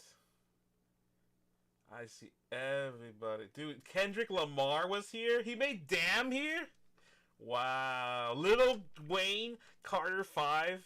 Lil Wayne was here. Wait, is this Logic? Logic was here? Sick. Sam Smith? Sick. Oh my god, that guy. What's his name? Oh, that guy too. Wait, it's Post Malone. Yeah. Pentatonics? Sick. Rich the Kid. I don't know some of these albums. Hillary Duff was here? Hillary Duff? Sick. Neo. Look at that. Neo. Neo, guys. See, I told you. Daniel Kaiser is Neo's audio engineer. I'll let you know that. I was lucky to get him. I wanted him. I didn't get a choice. But I got him. I was so honored. Woo! God is sometimes always on my side, man. Dude, is that Wu-Tang? Yeah, Wu-Tang. They had T.I., Boys to Men. Bro, Lil Wayne, Carter 3. Dude, Ashanti. Damn, Ashanti was Jim Jones. Alicia Keys. Alicia Keys. Holy Hurricane Chris. What? Oh my god, Keisha Cole. Dude, this is great. Dude, Miss Kelly. Dude, T-Pain was here. Oh my god, Dude, these are all my favorite albums. Bow Wow. Jim Jones. Dude, Busta Rhymes. Dude, LL Cool J. Dude, Mike Jones. Missy Elliott. Holy shit. Memphis Peak. Mariah Carey. Bob Dylan. Bob Marley. DMX. Jay-Z. DMX again. Jay-Z all day. Metallica. Mariah Carey. Ace of Base. Junior Mafia. SWV. Wow, SWV. Dude, these are Michael Jackson Thriller. See? Woo! Sorry, Siri. Woo! Yeah, babe. Oh my god, I went to the same studio Thriller was at. We are going up in the world, baby. Holy shit. Oh, I feel good. What an honor. What an honor. Woo. Okay, let's check out. Okay. Papoose. Tupac. Damn, Tupac. Oh, All Eyes on Me, dude. Love that album. Silk, dude. Anyway. That's Quad Studios. I recommend highly. Really good. And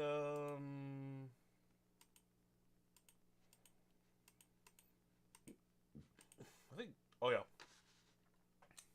Oh, this is not it. I'm trying to find my room. It's not here.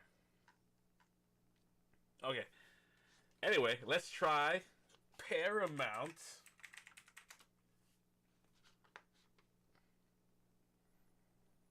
Okay. Studios.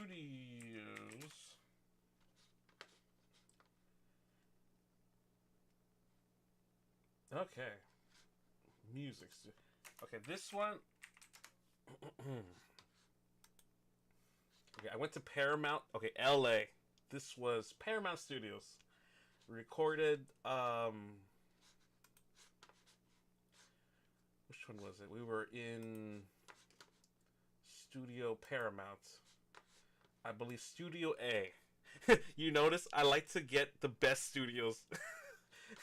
the first Studio A or nothing.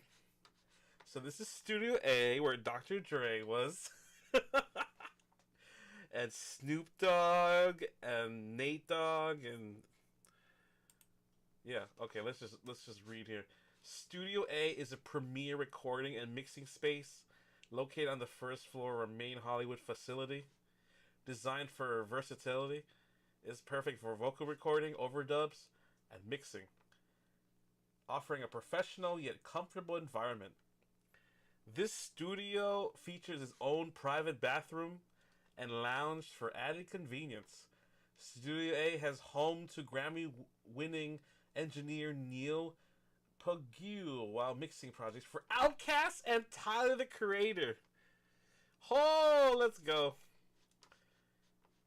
Clients also have access to the full-size kitchen, dining area, and a spacious patio with a fire pit, ideal for unwinding between sessions. Shut the hell up!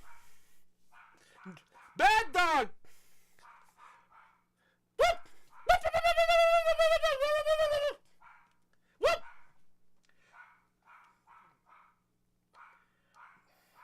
Bow bow.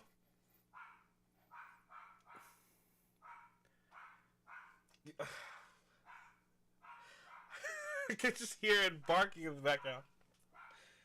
Nothing but the best for Ron, that's right. Because I'm such a diva. Sigma Diva Alpha. Okay, we get it! You can bark! Stop it. Get some help. Stop! Bad dog, stop barking! It's okay. Stop barking! For the love of God! Bow bow!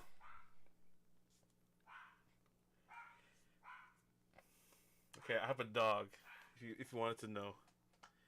Her name is something.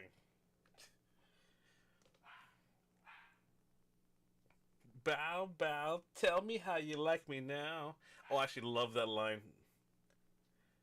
And then it goes to the drop. Bro, dog about to get obliterated. I'm about to obliterate this dog. Okay, shut it! Okay, stop.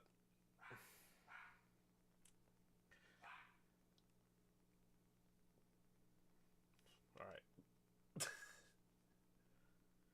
Okay, this is Quad Studio A. Beautiful lighting. It just smelled like weed everywhere, bro.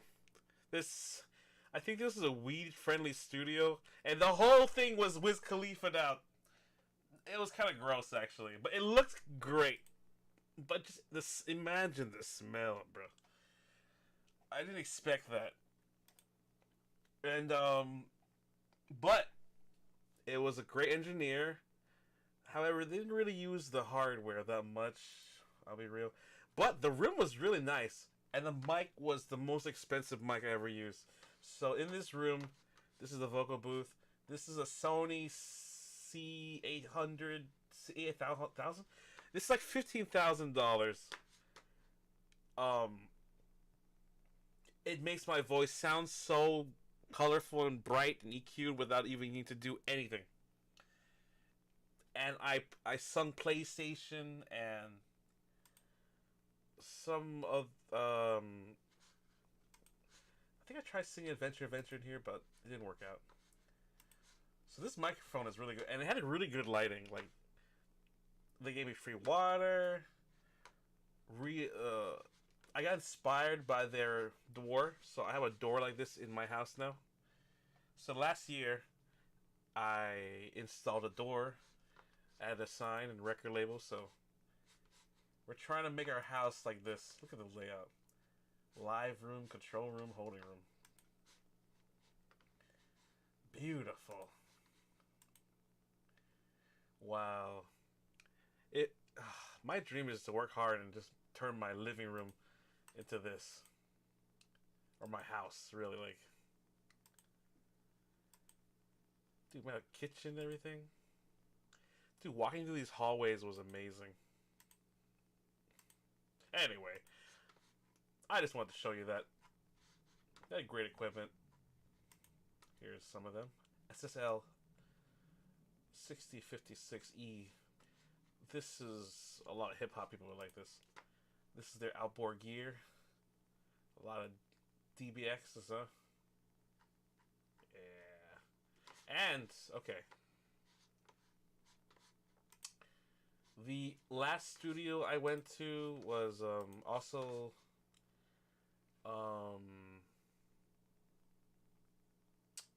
which one? I went to this one in Blue Planet Studio. Let's try that.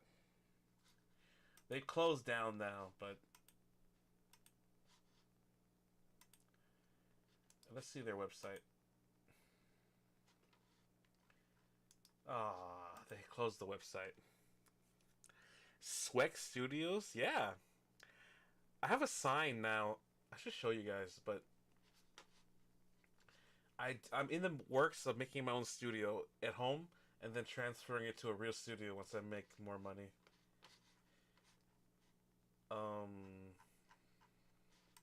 Okay. This is a production room. This is the room. The engineer that worked there, he was the studio manager for my college's studio too. In Hawaii, there's an audio engineering music business program, and I got to meet some of the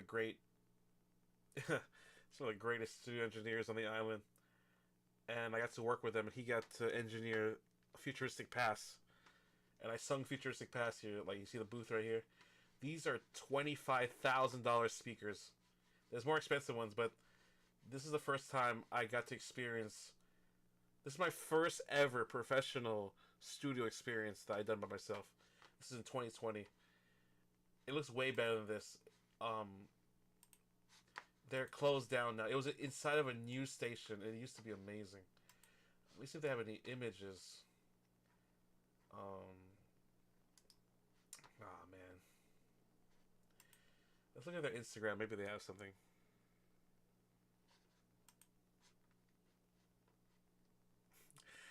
You know the music saying you are a producer or an artist. Yeah, I feel that way.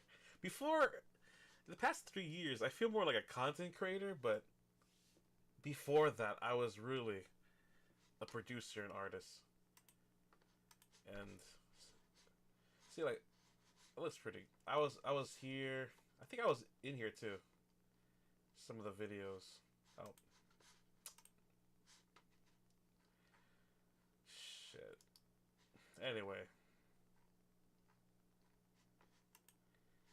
Is there a tour? Oh man, I wish there's... Okay, well... And I went to a Vietnam studio. I think it was called City Pop Studios. This is where I sung that Vietnamese song. Is this... Wait, this is not it. You know, I kind of forgot where it is. City Pop Music Studio Vietnam.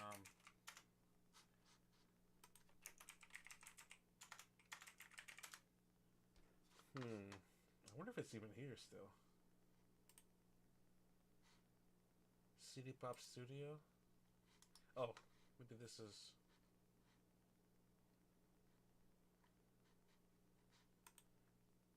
Give me a moment. Okay.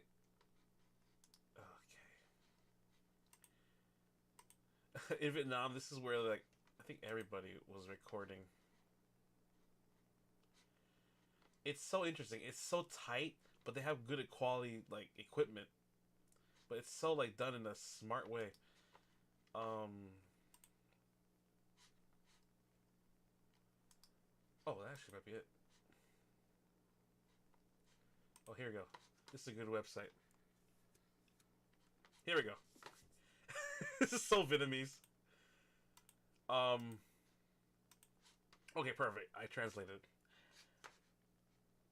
Bailey says, I say put out any songs you make. Hell yeah. It's like painting and art to me. Counting Crows, and I'm sure others. The song they didn't like is what made them big. You know, it's funny you say that. One of my biggest songs, excuse my rudeness, I didn't like it first because I didn't know if it was good or not, but then it grew so much bigger that I started liking it. So, yeah. I just gotta release it. But check this out. Vietnam has very interesting studios, like, because everything's so narrow.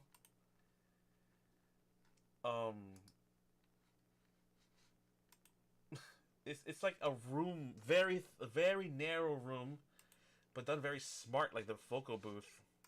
Like, let's see, this video even shows. Oh god! Oh god! Oh god! Oh god! Copyright. Anyway, I collaborate with a Vietnamese idol, like American Idol, but it's Vietnam Idol. In the studio, and we made a single together. I rapped in it, and he sung in it. It sounded great. God, it was expensive. Apparently, it was like $1 million dong, but it's all good. So they were able to hook us up with I got the Pro package, the S Pro package, and they gave us like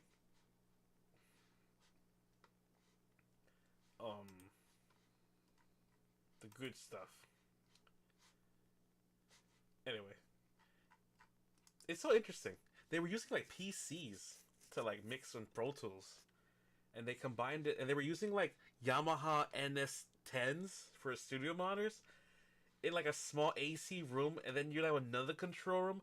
It was like so done really smart and like affordable, but still kind of like bright. Like, look at this.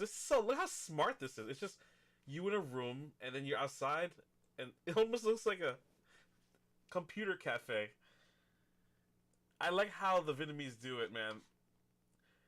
Cause in Vietnam, you have a narrow building, and you have to fill like a building with 5 different floors, and this was a whole studio of just like 5 floors. Each floor had a different studio like this.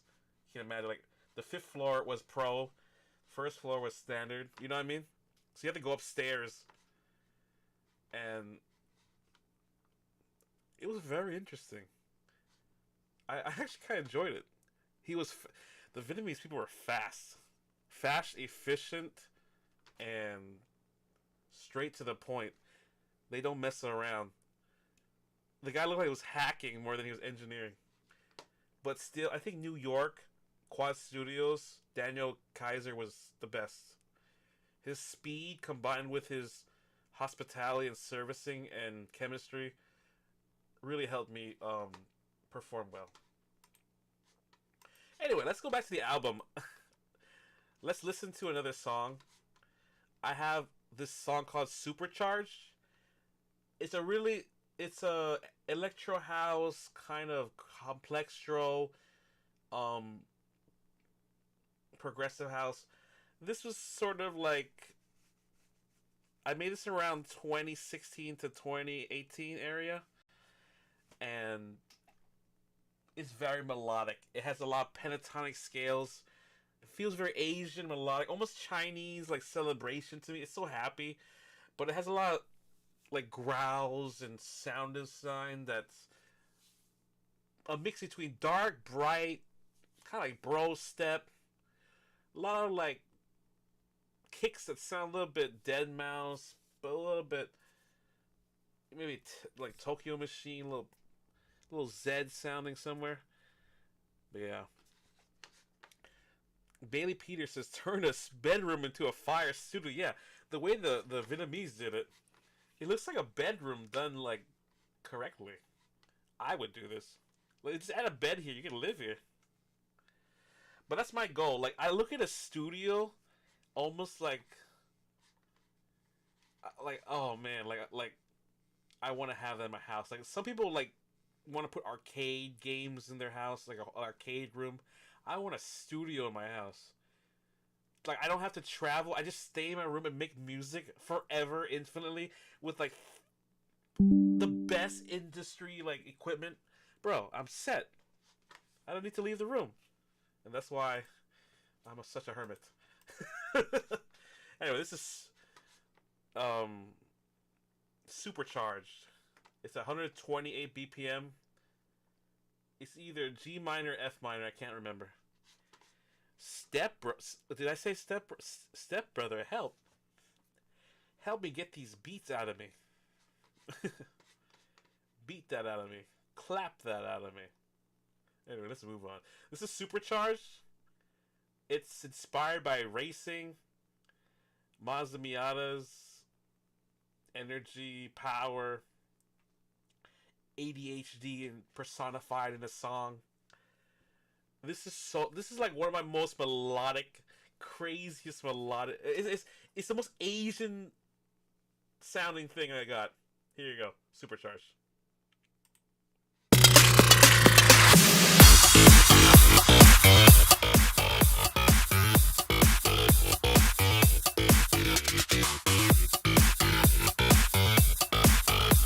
There's no lyrics in the song, by the way.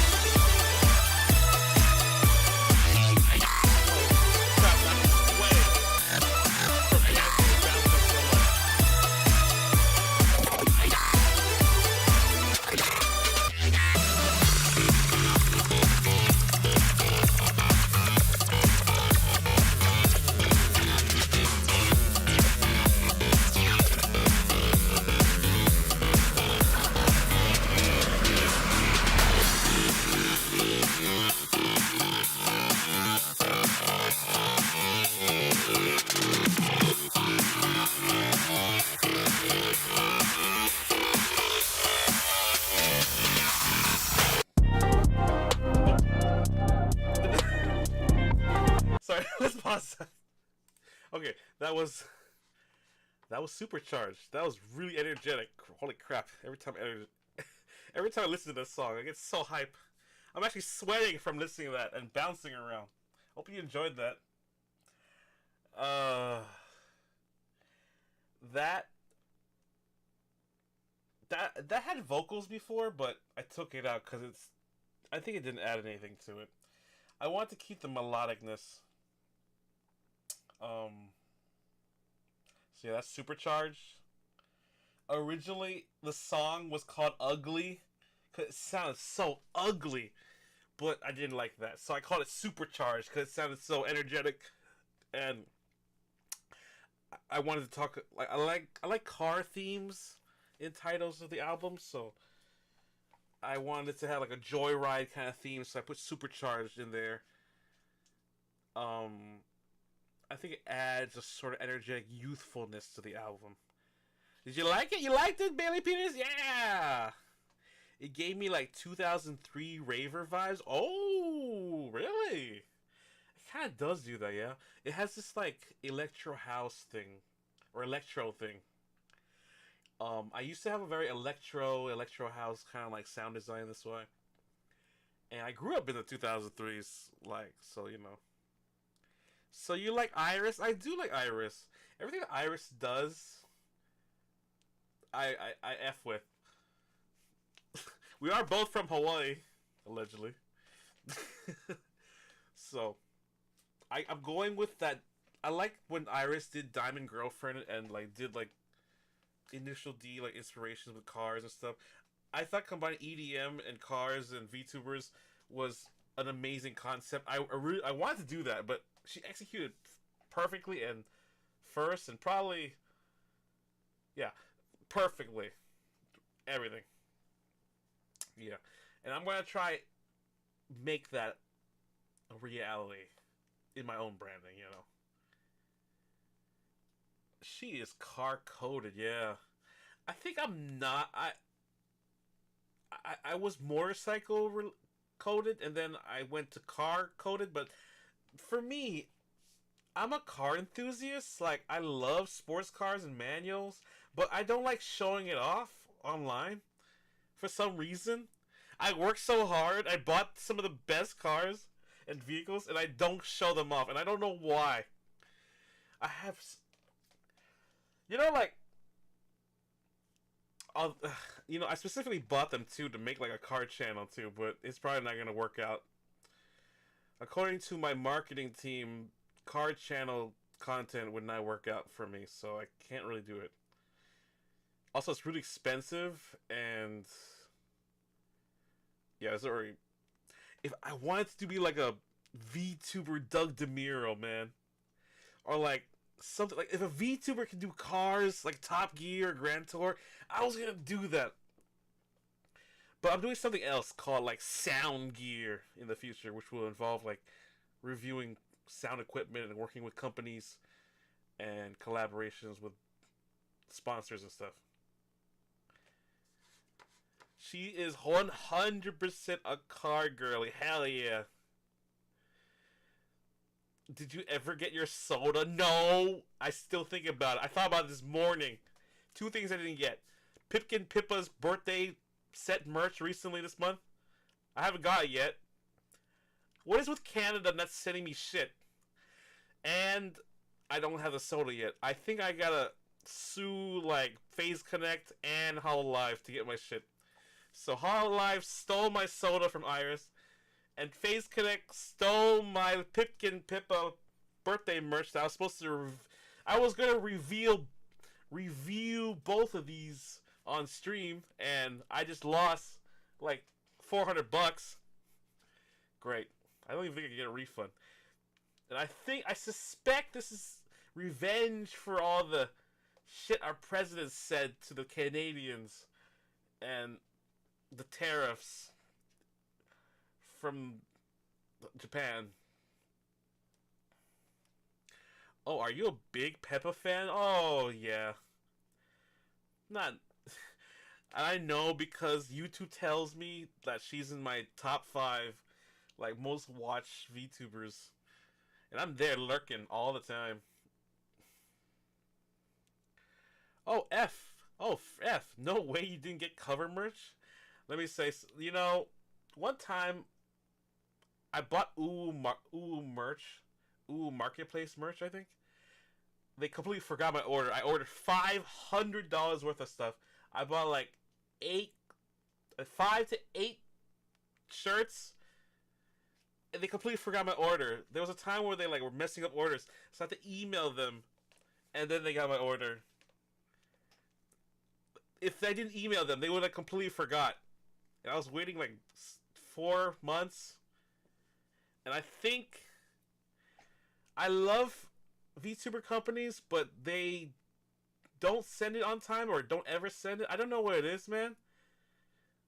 To get hololive merch, I had to fly to Japan and get all the plushies at the hololive production Tokyo station. That's the only way I could do it. Somebody call Muujin. Somebody call False ID. I've been scammed. Where is my goddamn video articles about this? Small indie VTuber gets scammed by hololive Face Connect. Someone shut them down. Someone call the news drama people. Rima, please cover this. Somebody depress the Sagi. Somebody, Lord Jesus. Anyway, I'm too small for these channels. They wouldn't respond to me because I need to be bigger. I need this album to have 1 million views, and they'd be like, "Holy shit! I should have talked to that guy." This guy was I want to be male more Calliope in this industry, man. Canada be scamming around, dude. They are, man. Where the F is my Irish soda and my Pipkin? You know how I bought the highest, most premium stuff they had too. I bought their highest set of soda, deluxe, and I got the whole birthday merch. It was like $150 or $200. I was really expecting that one. I still haven't got it. What the fuck? It's been like 2 months. My God. Well, I'm gonna call Muujin. I'm gonna make a Patreon. Somebody donate to get my funds back. I'm gonna have to. I'm never gonna live this. I can never financially recover from this. I am never gonna make it now because Iris stole my soda and Pipkin took my stuff. Thanks, corporate VTuber companies. Now I'm left in the dust with just nothing but water. I did hear people stop working with them. Yeah. Muujin is busy right now. Yo, did you see that? He got like backlash from his sorry video. I saw that video too, and I was like, I don't know if this guy cares enough. He seems if I was at his level, I think I would do what he did too. I just keep posting because I had power. I remember he saying he was using his influence so he can find other girls and other victims and stuff. You know why I didn't even cover this thing? Because I knew this was gonna blow up like badly. This didn't feel right. It felt one-sided everywhere. Also, I hate covering Sykkuno's. I hate it, but I can't. I don't want to be another one adding to the clips. I mean, even the small indie people are talking about this. Okay, all that I learned was that if you have a glow up and you speak good enough, you can get away with anything with women. You can nut in 30 chicks, you can still get away with it. Your girlfriend will be okay with it as long as you're soft anime boy, good riz, and you're performative male. You can cream pie a bunch of girls, they can regret it and still want to be with you. Bro, all I learned was you can get away with it if you're rich, famous with 4 million subs, and you have good haircut. Like, literally, ever since that day, I started to invest in good haircuts.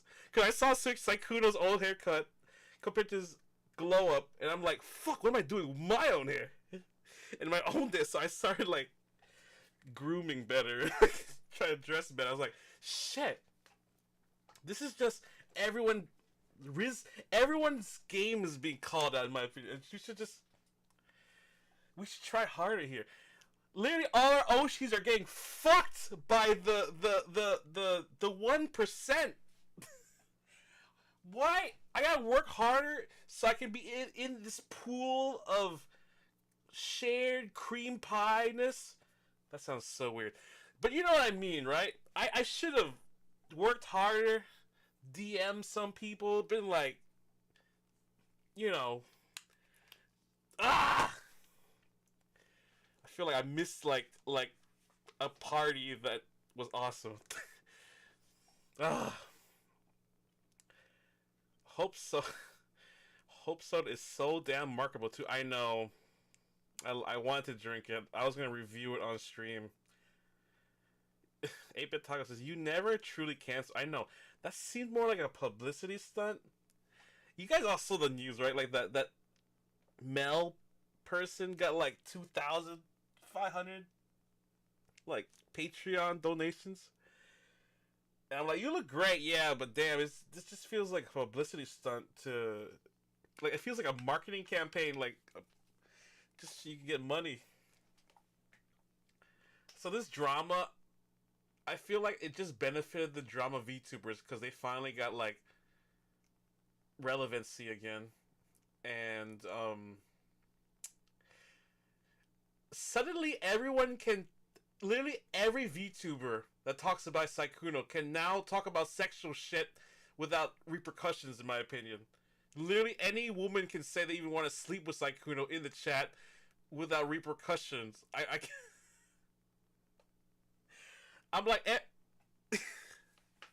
every single reaction, I'm observing how women are acting, and they seem to be like, more like regret, like they weren't part of this bukaki of like fun. I don't even know what to call this thing. But hey, I can't believe a woman would bring back anybody after like smashing. Smashing is such a light way to put it too.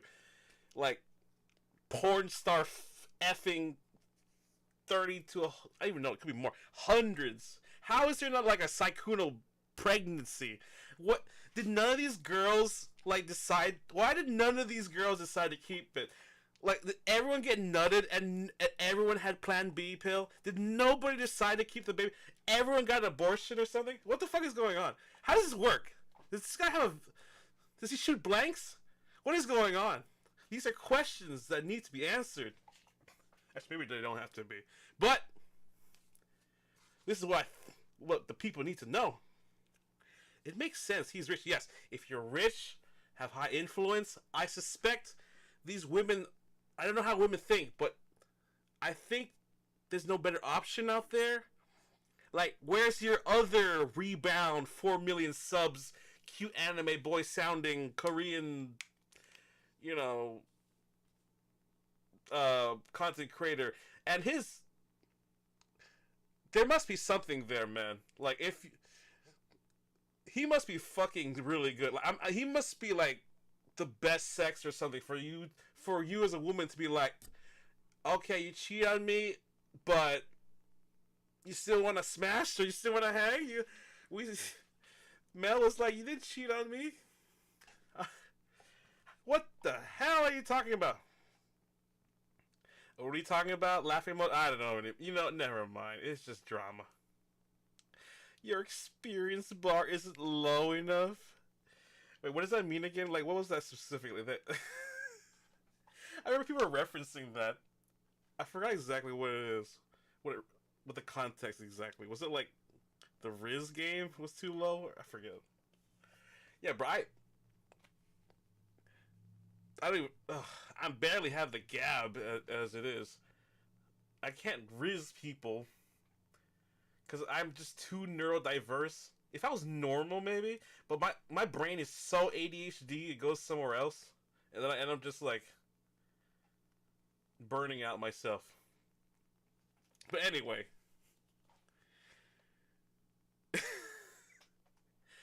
felt like a VTuber club that I didn't get into. I'm not trying to smash anyone here, but it just felt like, what am I doing with my life? These people are living life, getting success, and smashing, and trying. I'm not doing any of this shit. What am I doing? I'm just working. Fuck. I need to, like, glow up, try to, like, meet some women, or men. I don't know. It's so bad out here. I could choose any side. It doesn't even matter. It's just My Hero Academia voice. Bro, I didn't get the voice. It sounded so boring to me. But for some reason, I guess that works on women.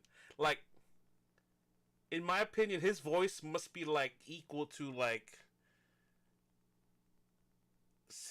Fauna or something. He basically was, like, innocent, like Fauna. He was, like, not Fauna. Maybe that was a bad example. Well, okay, before Fauna was married, we were, like, okay, this is not a good example, but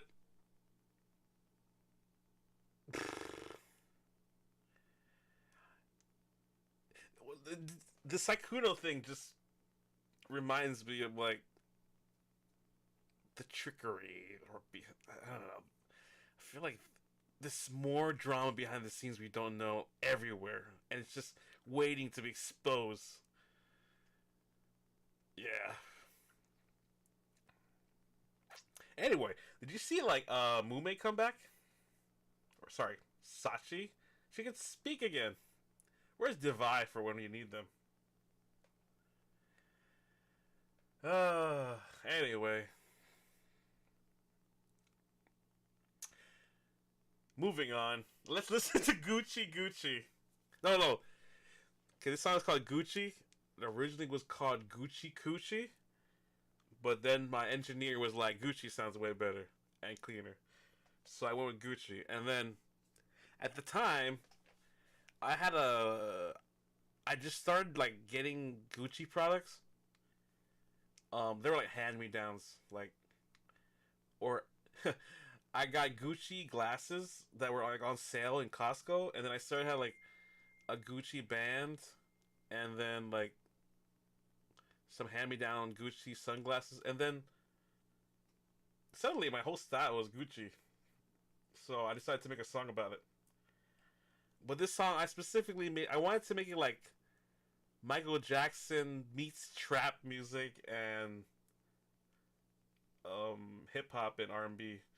Like, what would be, like, lyric and singing-wise if Michael Jackson was to work with, like, hip-hop producers like today.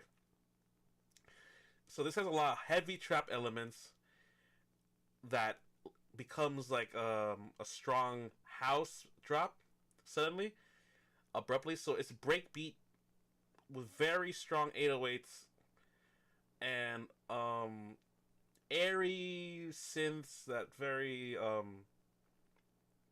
dark. But then it gets very gritty. And it's kind of a mix of energy and chill in a weird way. So, we're going to go back to our listening party. Holy crap, it's 3 hours and 12 minutes. Well, that's all good. Anyway, let's finish listening to this and we go. Oh, also, I played the, a Stratocaster guitar on this. So I have like a solo in here.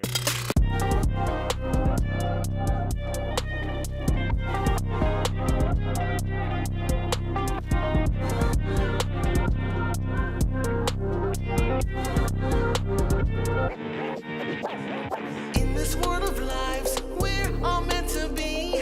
No judgment but love, a sweet symphony. So come on, let's groove, set your body free. We're here to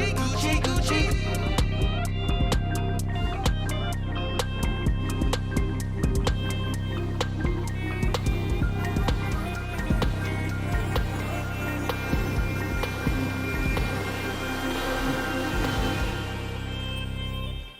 Yeah, that was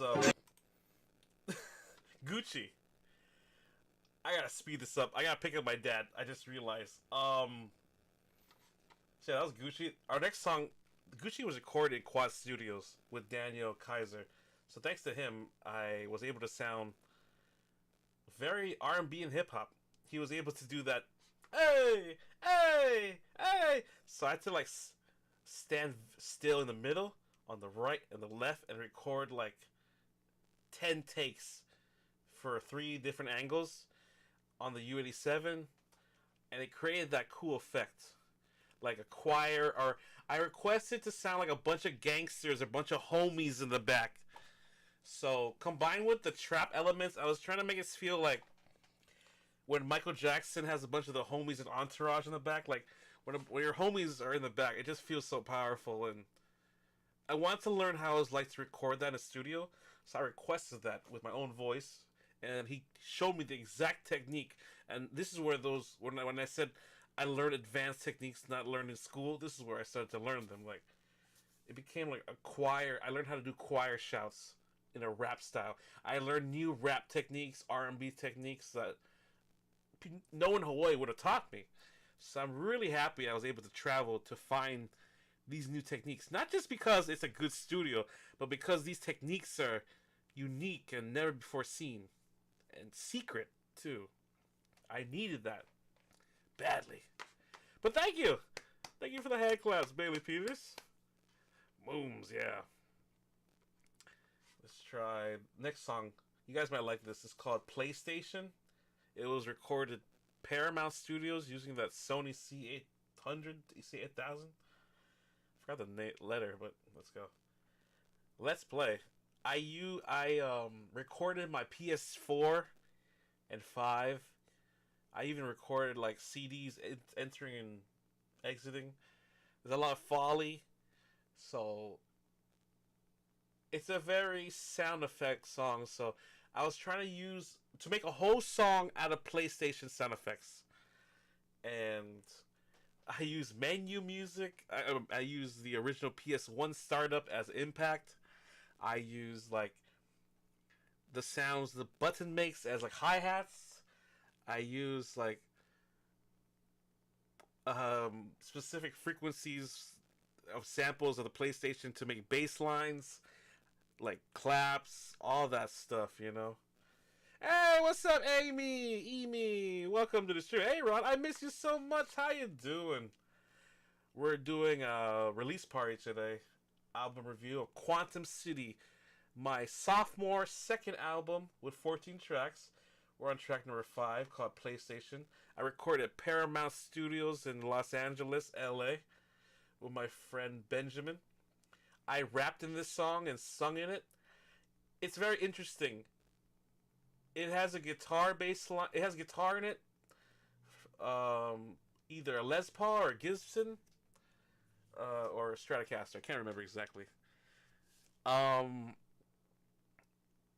This song is kind of a gamer's anthem. I wanted to get a PlayStation sponsorship because of this. So it's kind of clean. It's not really dirty. It's specifically for gamers. It was specifically for my gaming content channel. It was going to be my main, like, theme. This song was supposed to be one of my heavy singles, but I think it ended up just being a chill single. It's pronounced Amy. Oh, I like Amy. Amy's nice. I'll only be here for 5 minutes. Okay, no problem. I'll take you anytime. 5 minutes or anything. But yeah, here's a song for you. I hope you enjoy it for 5 minutes. It's called PlayStation. Recorded Paramount Studios and rapped and sung by Ron Swex. Here we go. Enjoy.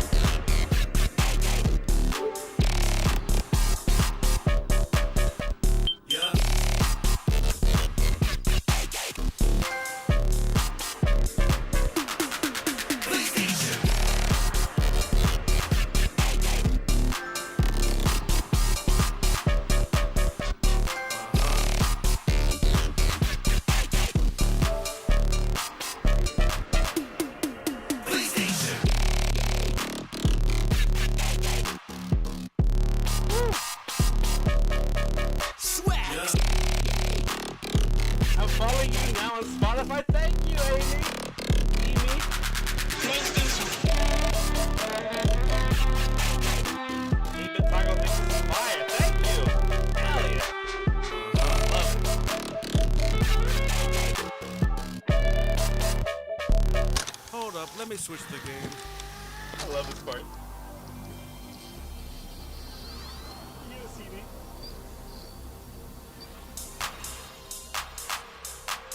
And a house beat. That's much better. PlayStation, stop hating. Online all the time, locations. Feeling stronger sensations. Strong controller vibrations. Improved hand-eye coordination. Focus on concentration. Maximum stimulation. In open world simulation.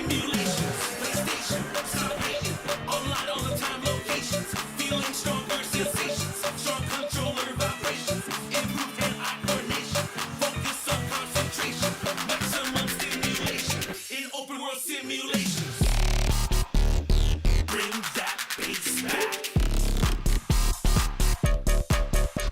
Yeah.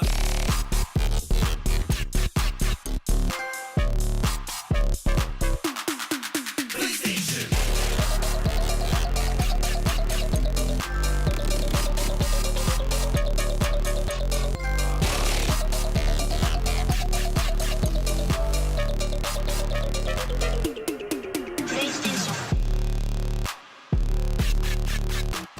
This part feels like Tokyo Drift to me. Yeah.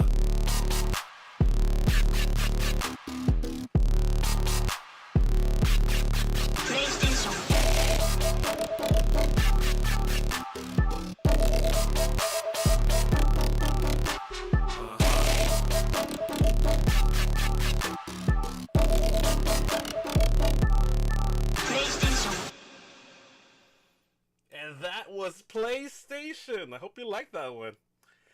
This is this is probably my favorite song from the album so far. Really? Nice. Okay, I'm really happy to hear that. Maybe I might make a music video for that one. Glad you like that, 8-Bit Taco.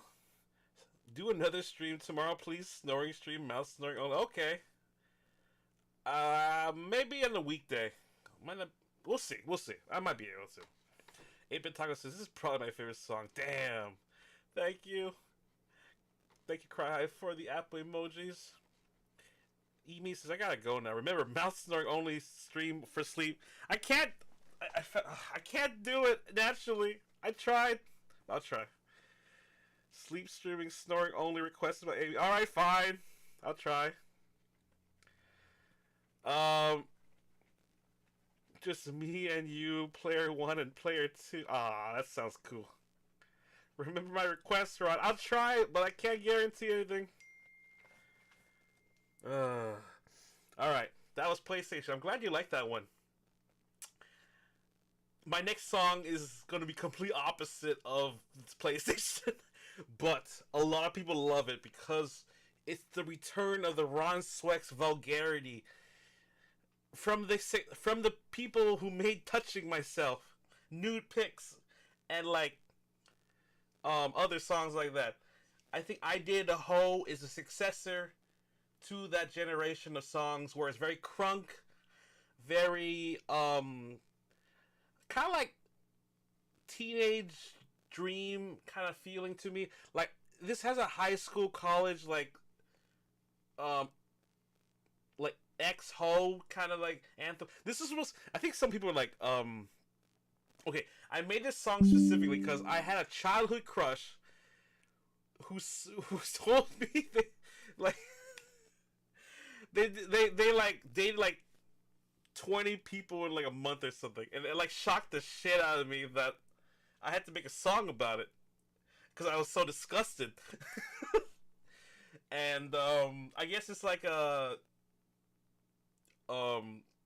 I did a whole anthem, and I think it can be relatable. I don't know. It feels like, so it's kind of supposed to be a relatable anthem, kind of like international players anthem kind of thing.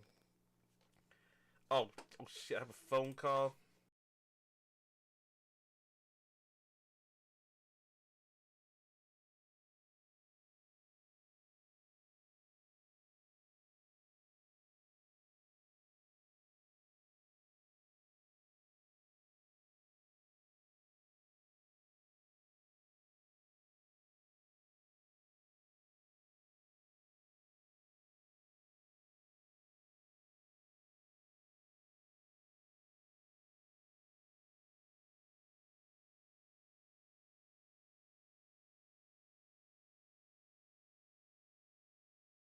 Hello, I'm back. I gotta speed this up. This is I Dated a Hoe.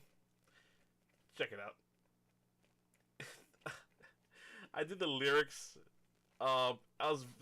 This is a very funny song. A lot of my friends like this because it's so real. And it's so funny. It rhymes. It's very catchy to me. And this is like my closest pop hip hop song I have. question: do you use Stream Element Labs or Streamer Bot? No, I do not.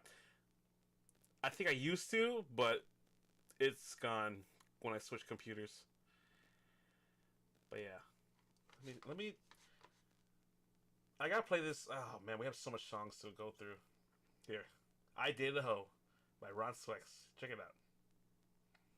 This has a lot of trap, hip hop. It kind of feels 2000s.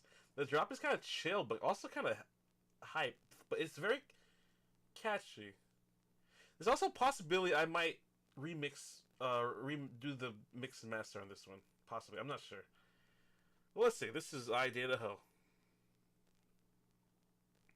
Also, for all the unicorns, I'm sorry. I dated a hoe. I dated a hoe. She fuck with my bro. She fuck with my bro. I saw her butthole. I saw her butthole. But so did everyone else. But so did everyone else. Almost married the hoe. Almost took all my dough. She put on a good show, like a stripper on a pole. And she took off her clothes, dancing really slow, and got under my belt. She took all of my wealth. Baby, why you gotta act so crazy?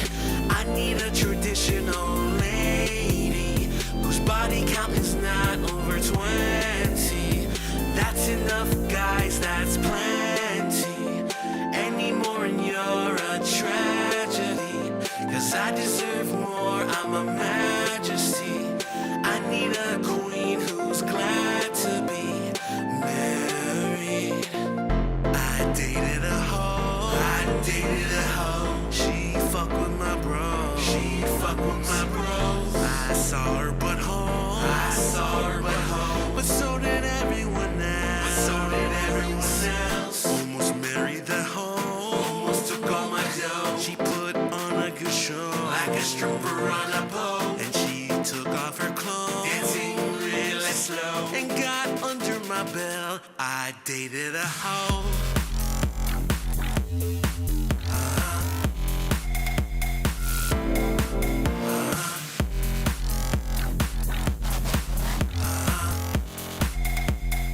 She took all my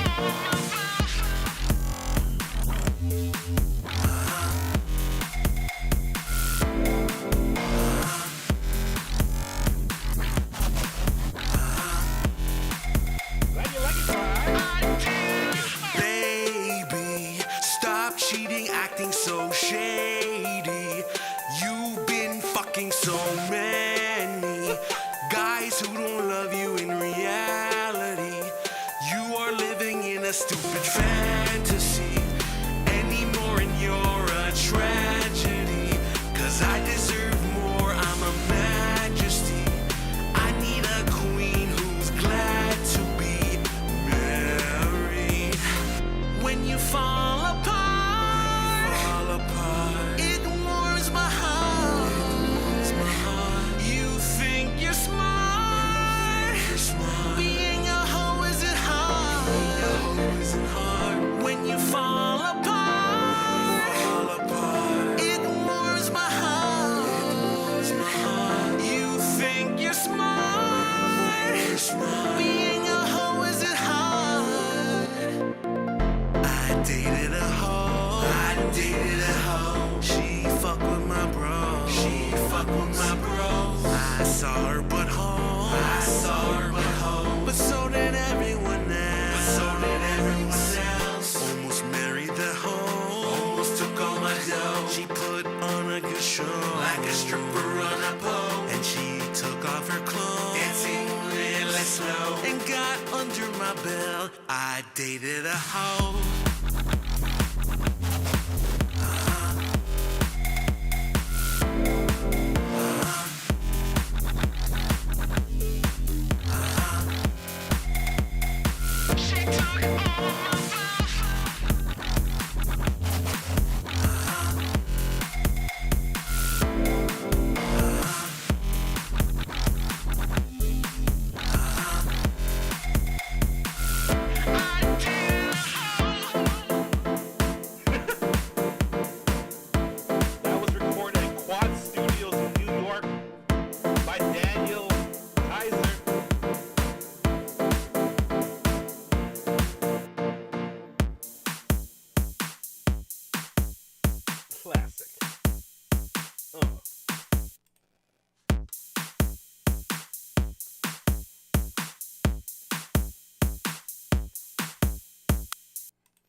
that was I Dated a Hoe.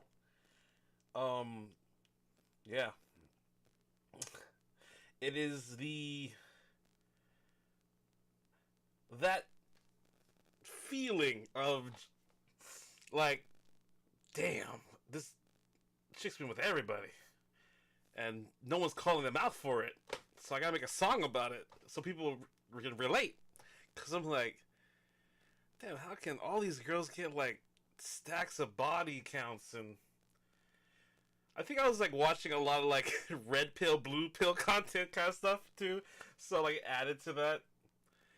This is, like, incel Ron Swex era or something. Yeah. A lot of this, like, a lot of the things I was saying was just for the, it's nothing personal. It was just, I was trying to make a song sound like those old songs, like T-Pain, like dancing on a pole, like I'm in love with a stripper kind of thing, you know, like, it's like, she's dancing really slow and up and down that pole and got under my belt and took all my wealth. I imagine the VTuber music video being very, like, interesting. Like, it's beautiful, like hololive, but then it's like all these hoes. Like, I want to see, like, some attitude and some sassiness, but also, like, I the whole video is just like a, I don't know. I don't know what the video is gonna be like, but it's gonna be very interesting because it's gonna be like HYTE, like VTuber-esque somehow. Anyway, let's move on. I gotta go. Nice. This is 8-bit taco. Thank you. I think the songs are getting. You guys are starting to like it more too. All right, I have my next song. It's called "Mortgage, Marriage, Kids." Now, this title was one of before I used to say I make the song titles first before I make the song. And this is one of my beginning days, around 2018. This song was supposed to be in the original first album, 808s and Outbreaks. But I thought it was so good that it needs to be on the next album. It was too good. So, this is a big room song. Big room, electro house, extremely glitchy. Kind of some complextro and dubstep. Not really, but it has a lot of bass elements and sound designs that I edited, and I was very experimental. And I don't think there's a lot of this sound because Big Room has a lot of synths, but not growls combined. So it's Big Room with a lot of growls, and I like that. I love that aggression. So this song is also another anthem for people. I was watching National Geographic or something on TV, and you know when you have subtitles that are in black and white? I just saw the title, Mortgage, Marriage, Kids. I think they're talking about the struggles of how hard it is for people to, like, young kids or something, this generation, to focus on mortgage, marriage, and kids. It was just such a struggle. Just that word and term on the screen in black and white letters looked like such a perfect title that I wrote it down in my phone. And I made a song. I made the instrumental. I saw it again. I put that in my title. I saved it as Mortgage, Marriage, Kids. And then I started chanting in it like they do in Big Room, like, Mortgage, Marriage, Kids! And I was like, at the time I was young, I was like, fuck having all that shit. Fuck the responsibility. Fuck the expectations that your parents give you for, like, you know, you gotta have a house now at this age. You gotta be, you know, get out of your parents, get married already, get kids. Like, people are starting to come up and, like, get married so young. And this is my rebellion against that. But also a song anthem that other people were rebelling against too, because I know like girls who didn't want to get any kids, you know, or they just wanted to be single, or you know. So I feel like people can relate. This is that song for them as a tribute. You see, a lot of these songs are tributes, you know. PlayStations for gamers. I did a hose for people who would like. Says like one girl that just slept with everyone that circled as a group or something. Mortgage, marriage, kids. Actually, I need a hose like a Me Too for men or something. Mortgage, marriage, kids is a rebellion against society's expectations that you gotta have to have this, like, start a family, be this respectable young adult with, like, you know, your housing and your mortgage in order, and you have kids. Like, this perfect straight edge guy and girl that you have to be. So this is mortgage, marriage, kids, and this is a lot of people's favorites. This is the successor to horsepower, to where the F are you, and nude pics. This big room sound. If you are a fan of Ron Swex's big room sound, this is for you right here. This is mortgage, marriage, kids. And originally, it was going to be called Mortgage, Marriage, Kids, parentheses, fuck that. That was the original title. And the future Ron Swex, I want to tell you, is say so. So I'm aiming for a more clean image. Because, like I said, like, it affects the algorithm, and also it affects the branding. I want to be more global. So, and accepted. So here we go. This is mortgage, marriage, kids.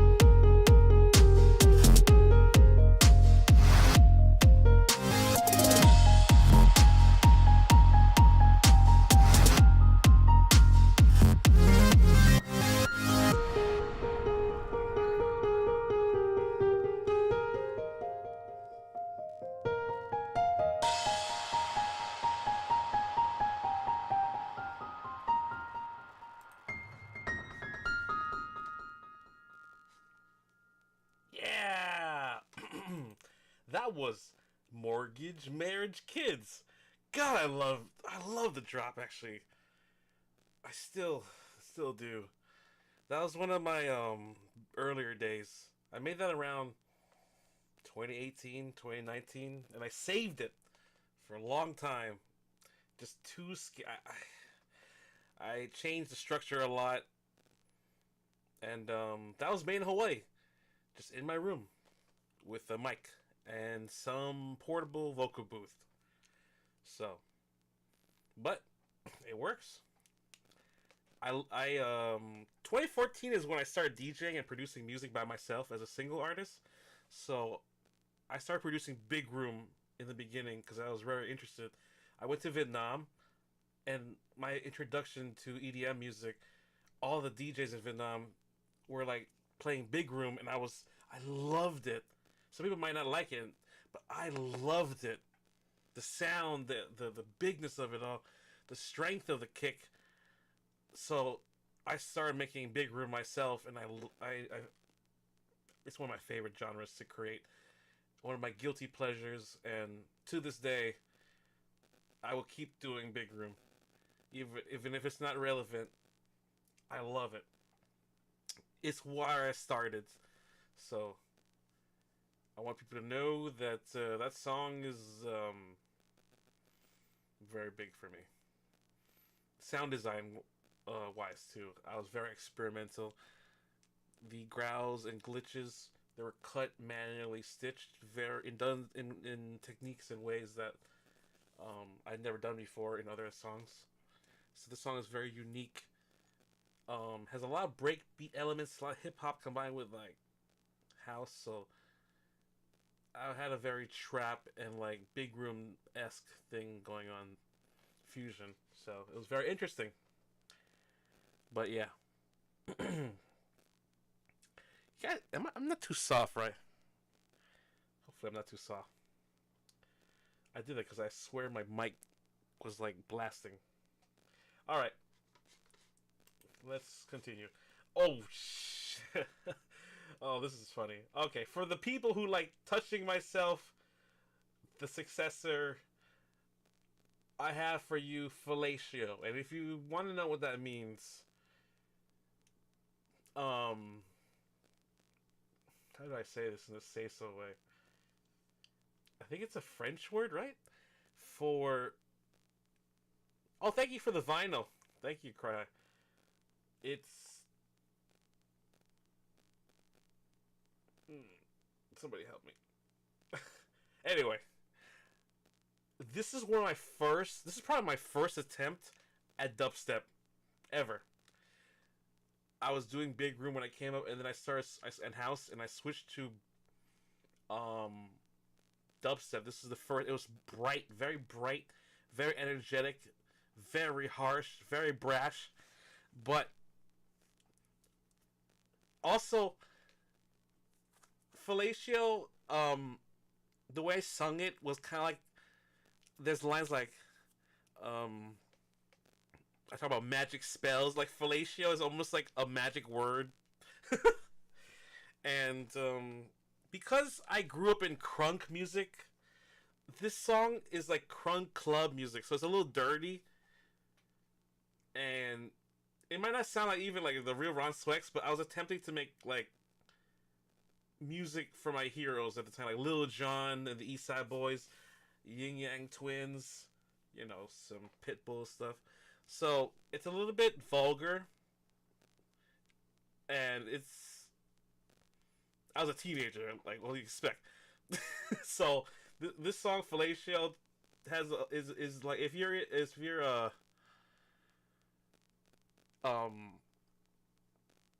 dubstep lover, and you like crunk, I think you'll like this. All right, and if you like drum and bass and something fast, it has good halftime and good sped up like parts. And I think the snare and the kick are very clean. If you like classic like drums, dubstep snares, or like classic electro house stuff, this I think is it. Not the Goon Wizard song, Dead Emoji. It's probably fire, bro. Thank you. I hope it is. if the master is good, I think it is. I have a lot of vocals on this one, and you know me, like, I'm a person who just makes whatever. I have no shame. I make what I saw my heroes make. My heroes made something even more vulgar, so do not be ashamed. This has been made in history before. So please do not judge me, for I am on the same level and standard of vulgarity as my crunk genre brethrens of the past. So I want you to understand that before I show you. This is not just trying to be stupid for no reason. I was trying to aim for a mission, that's why, because that was what the industry was doing, you know? Money, sex, hoes, kind of thing. So I was trying to do it in a smart way, in my own way, that could get viral. So it was so vulgar. My Ron Swex brand was to be as vulgar with sexual content in the beginning. That was how I started, and that's how I was known for, like, when I gay people, like, touching myself. It was like the titles were vulgar, but when you heard it, the beat was on point, always. So you couldn't fault it. The title was grabbed your attention, and then it gave you beyond what you expected. Although it could be so scary, it might as well be a song in pornography form. But it's not too bad. It's not as bad as touching myself. I just let you know the themes of it are the imagery you might get if you think too much might be too much. But I'm just talking too much. Let's just play the song. Here we go. This is Fellatio by Ron Swex. Fellatio by Ron Swex. Ooh, what? You need a super chat for that one. All right, here we go.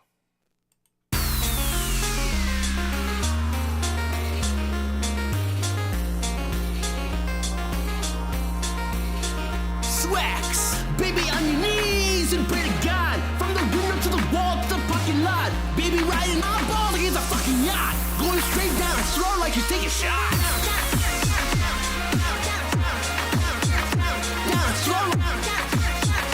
Pray to God. Going straight down and slow like you take a shot. Down and slow. Pray to God. Going straight down and slow like you take a shot.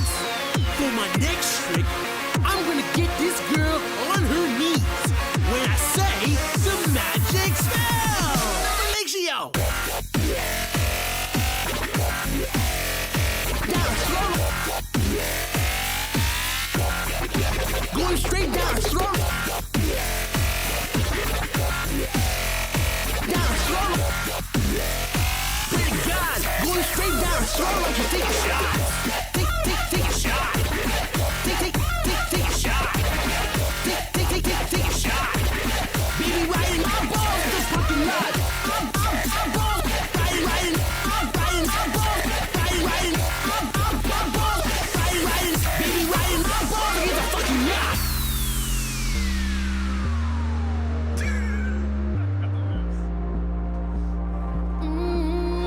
Baby, take a ride in my ecstasy. Baby, come close, stand next to me. Baby, no clothes, have sex with me. In the photo, in the lights with me.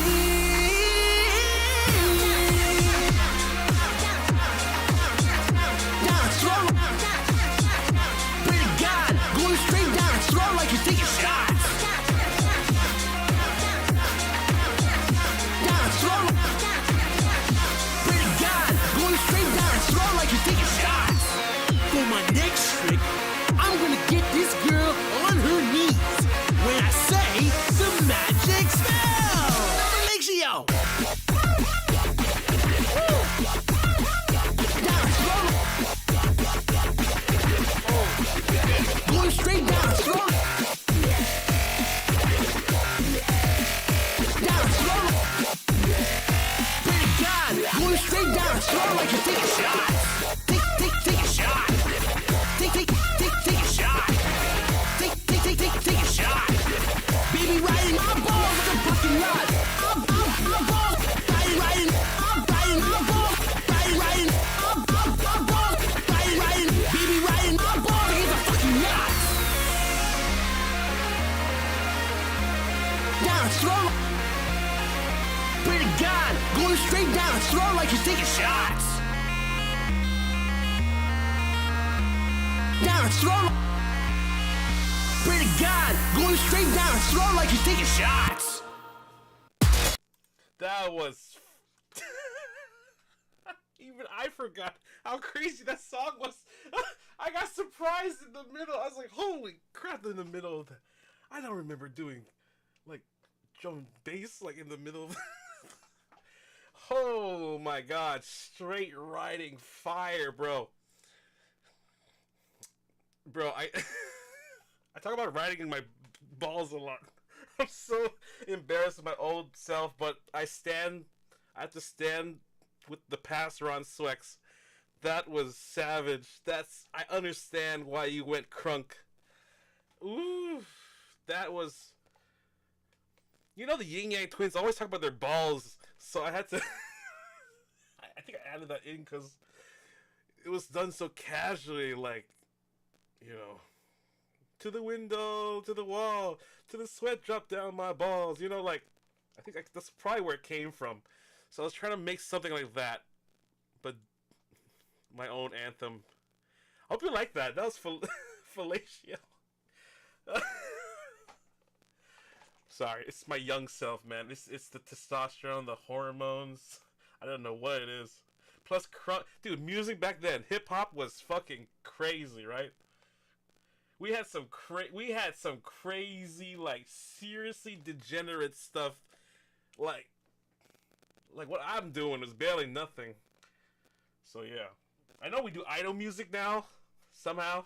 I don't know how I came from this to hololive music, but great on me. Please don't get mad at me more, Calliope. Please don't judge me, please. Anyway, all right. We have nostalgia for the next song, and I'm making my dad wait a party because my album's so on fire. We're gonna play nostalgia. It's very crazy. This is a very high energy song, electro house, electro. This is very Dead Mouse feeling. This might feel 2000s. It might feel nostalgic, very energetic, melodic. You might like this. There's no vocals though, but it has some vocal shots. But it's very minimalistic, but it's very dynamic in its sound design choices of bass and use of lead synths.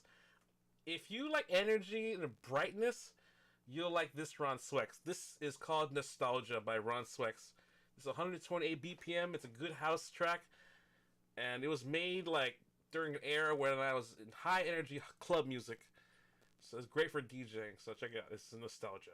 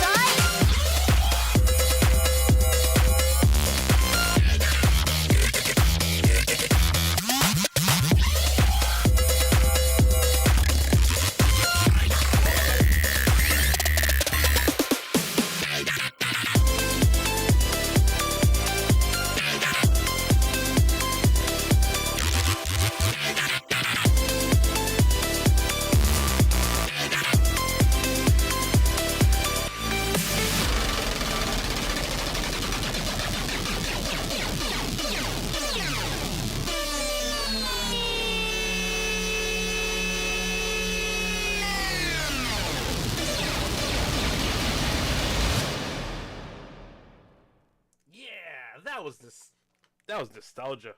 Hope you enjoyed that one. Ooh, I just got so winded. Holy crap, that was a lot of energy. So that one, I think I made that in 2018, 19, 2017. Yeah, the longest time I had a hard time getting vocals. It had vocals before, but I took it out because I think it didn't add anything. Nostalgia and Supercharge had that problem. They had these vocals that were not adding anything, so I kept them pure to its instrumental form. I think it's 2 songs that are good for clubbing, and then you can like mash it up with acapellas and stuff. I just bit my tongue. That hurt. But yeah, that was done in Hawaii. Life's Worth is actually a song I collaborated with Veracity and me, Chris. So me and him came together. He just wrote some lyrics, just some random lyrics, and I decided to like just sing it, just improvise. Literally everything I sing here is improvised from his lyrics, like 1 or 2 takes, and this is the result. It was done so well that I don't know. I have this thing where I can just see lyrics and I can just improv and just get the melody, sort of like solo melody it. So yeah, Life's Worth talks about kind of like, is it worth living, like such a stagnant life, or like when the thing's working out. It's kind of a downer, but it's very energetic and has a very bright drop. Kind of this has a drum and bass, very fast feel. Originally it was slower, but I increased it because I thought it was boring as hell, so I just sped it up. So it feels a little remixed, and I like that. But anyway, this is Life's Worth. I recorded this in my house. Like for 1 or 2 takes, just improv with Veracity's lyrics. So yeah, this is a collab together. I'm not sure if we're gonna do a music video, but hope you like it. This is Life's Worth.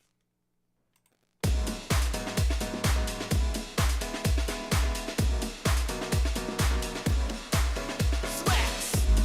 What is your life's worth? What have you done on this earth? Is it worth living, or has living become a curse? Give me hope and give me life. Please don't give up the fight. Don't lose hope, don't lose your life. Everything will be alright. Don't hold me back, I'm okay if I fall. The only regret is if I never try it all.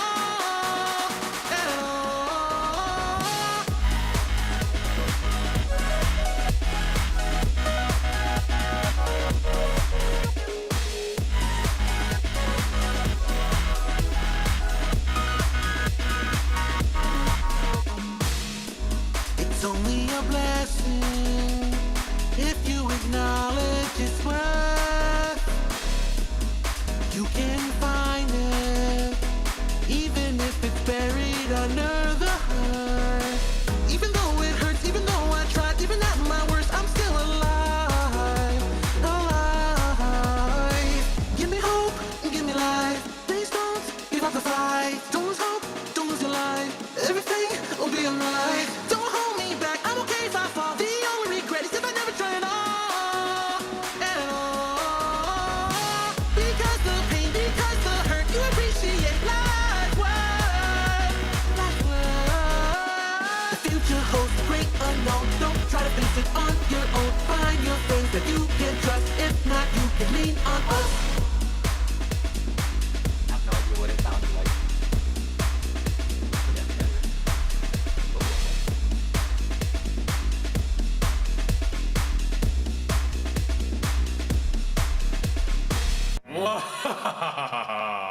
Is that part of the That's Chris. recording?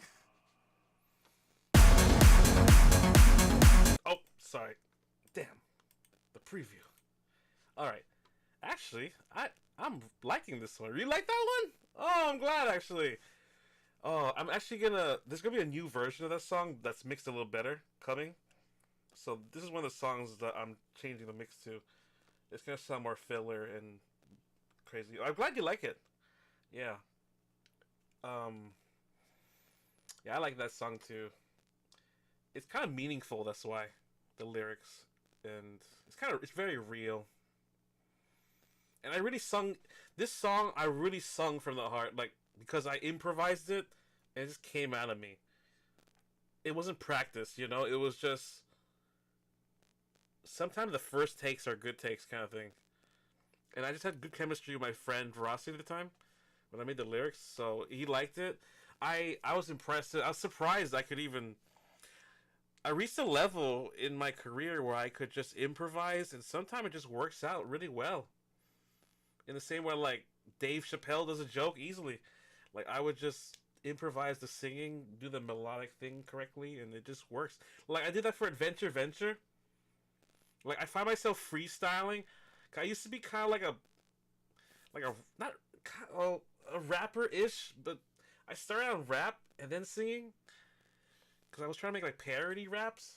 It wasn't like real rap, but I love the rap game. If I could do it, like I'd be legit. So, but I'm more a singer I want to be right now. But I'm glad you like it. That's Life's Worth. It's probably one of my more meaningful songs. It balances out the fellatio and I Dated a Hoe and other vulgaric songs. So yeah. This also was made more recent. The other stuff, older stuff, the more dirty stuff tends to be a little older, except for I Dated a Hoe. Alright, next song. Bullet Train. I think I made this while I was in Japan and I had my laptop. And I was on the bullet train, so inspired by the technology. First time going there with my friends, and it felt powerful. And I had some like plugins I just got in from Complete Ultimate Native Instruments, and they had like impacts, and like I was experimenting.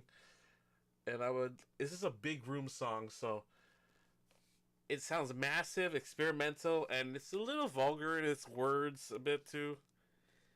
So it's still trying to do that club thing, but to me it sounds like literally what it is, a bullet train. You can feel it, a bullet train coming, feel like it's impacting you, like it feels strong, powerful. It might not be a traditional sound effects and sound design that you hear, but I think it has that power and energy. And now that Hawaii has like their own rail system, I think this song is a good song for our rail. So, this is Bullet Train, dedicated to Japan and the rail system Hawaii. And Big Room. If you like Big Room, this is good for you. Here's Bullet Train by Ron Swex. Bullet Train by Ron Swex. Here we go.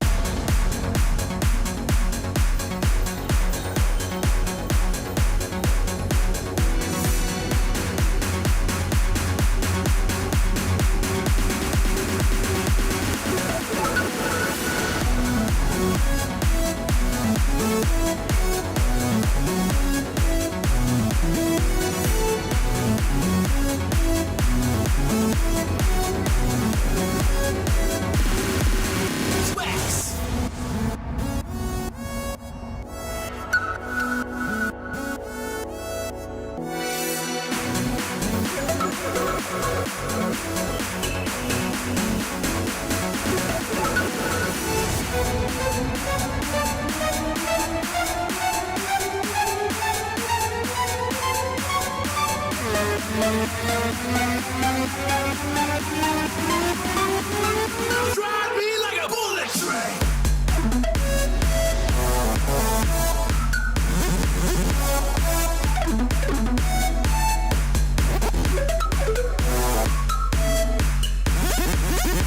Down on your knees and give me breath.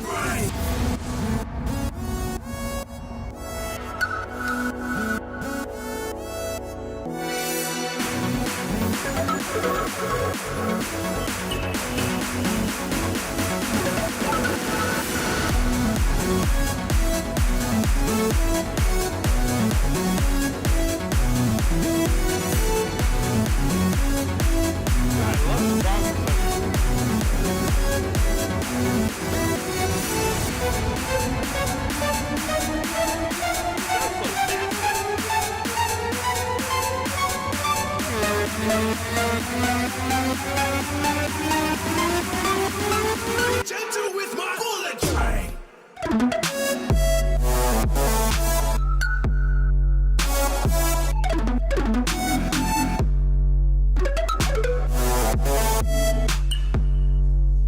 Girls ride me like a bullet train.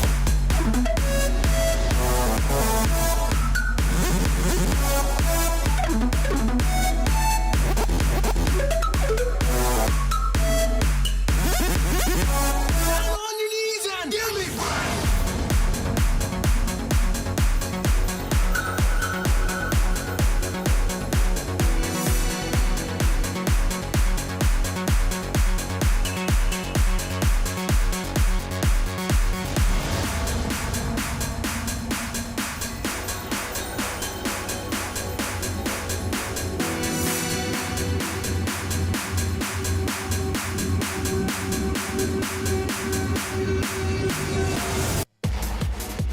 Oh shit.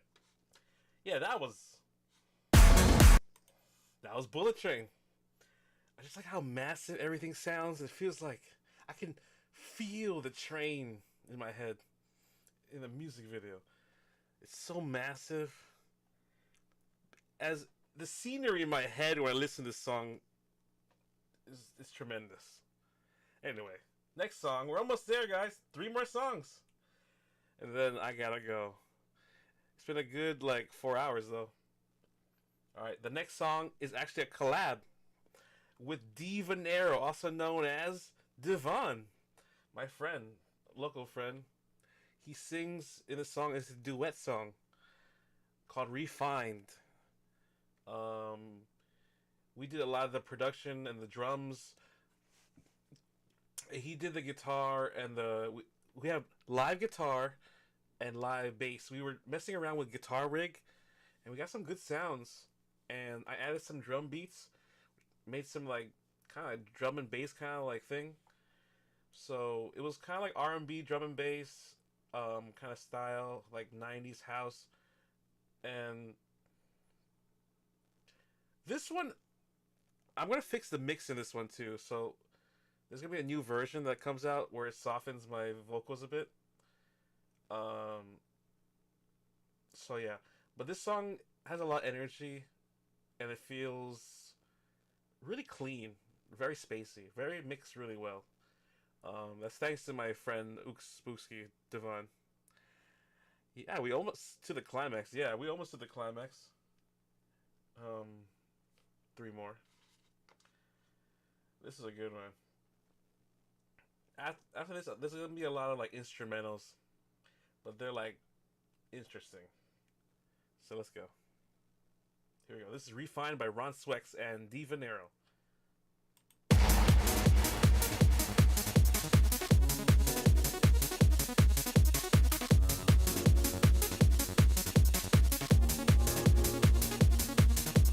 Pull up to the hotel party, there's a DJ. Play my favorite song right now, cause I came late, yeah, without a date. Stayed late, dance the night away. Fantasy, my fantasy, up in my sweet dreams, seeing you dance tonight. I can't tell the lies, you can be my fantasy, up in my sweet dreams. The way you look tonight, got me so refined. My love,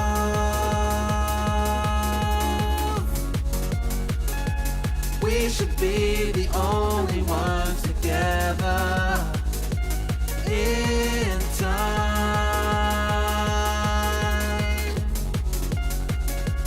Our love can be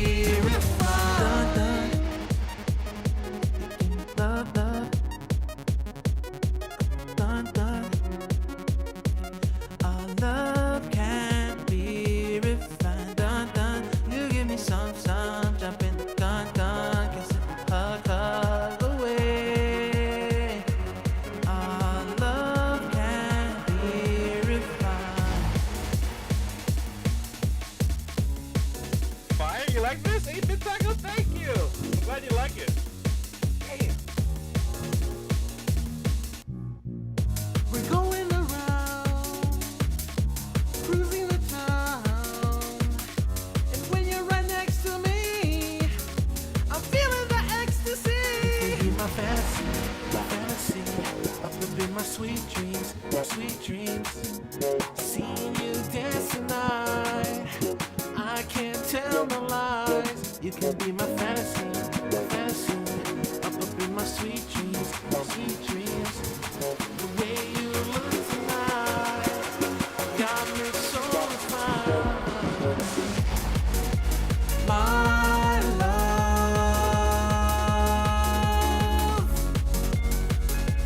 we should be the only ones together in time.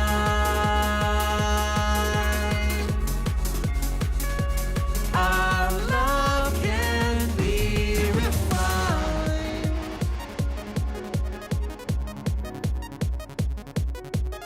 New favorite song off the album? Yeah! I love to hear that! Woo! I might have to make a music video for this then. How do you like this one? I wasn't so sure about this actually. It's funny how that works.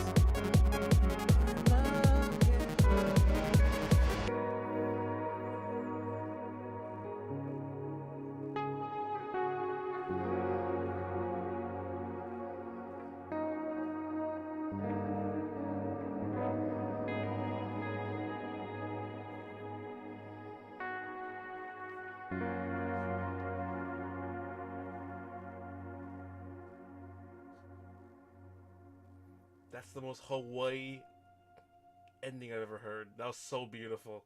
That represented like all of Hawaii as a vibe. That guitar ending. I hope you enjoyed that. That was refined. That was made in one day, in like 1 or 2 hours. We improvised the lyrics. We improvised the melody just together. We were like, cause he's a producer too, so we vibed really well. And instantly, and he's a singer too, so producer singers coming together create a really refined track, and he has a good ear too, and we're both from choir before, so this is what you get. So I'm glad it came out well, but we only had one day to make it, and that was the only time I could record it, so it could have been like more refined, funny enough, but I had to get it out. I thought the song was amazing. I was gonna originally release it without the vocals because it was so undeveloped, but we kept at it. And the new version has mixed more and has a little bit more reverb, so it feels a bit more 80s, a bit more dreamy. So hope you like that one. That was refined by Ron Swex and Divanero. You see him all the time. Now I made a song for Veracity, and I made a song for Divanero, so if we collab, I play the song, and it's cool. It's like when Mori Calliope collabs with Gargura, and they got their own song like Q. That's cool, right? But now it's like indie. Yeah. Alright. 2 more songs, guys. You guys been very patient.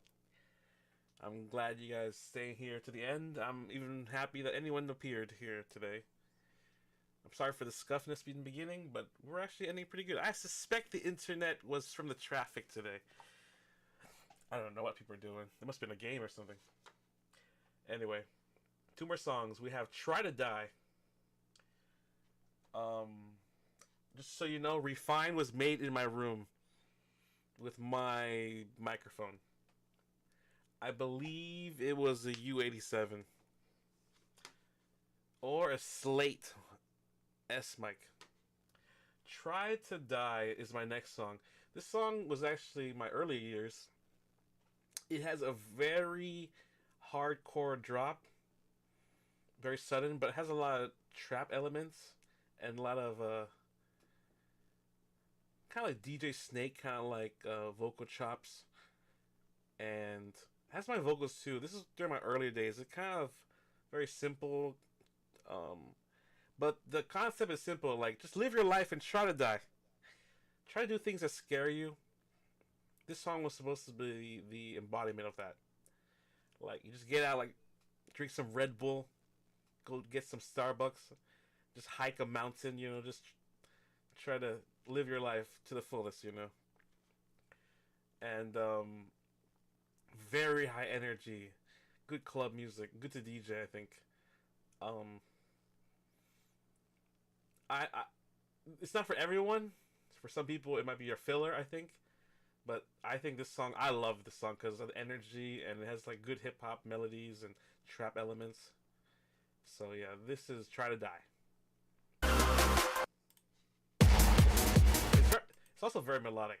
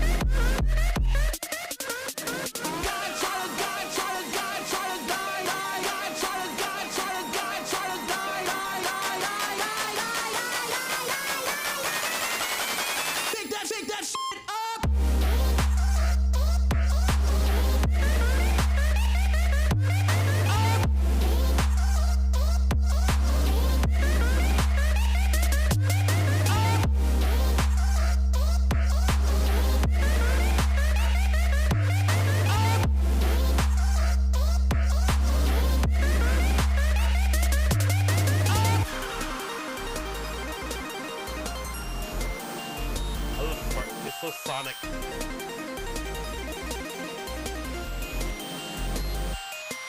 Yo, Dino Mallory, you are fine. I'd rather have an intelligent girl with a mind. These women going dumb like it's 2005. You gotta try to die if you pick that shit up.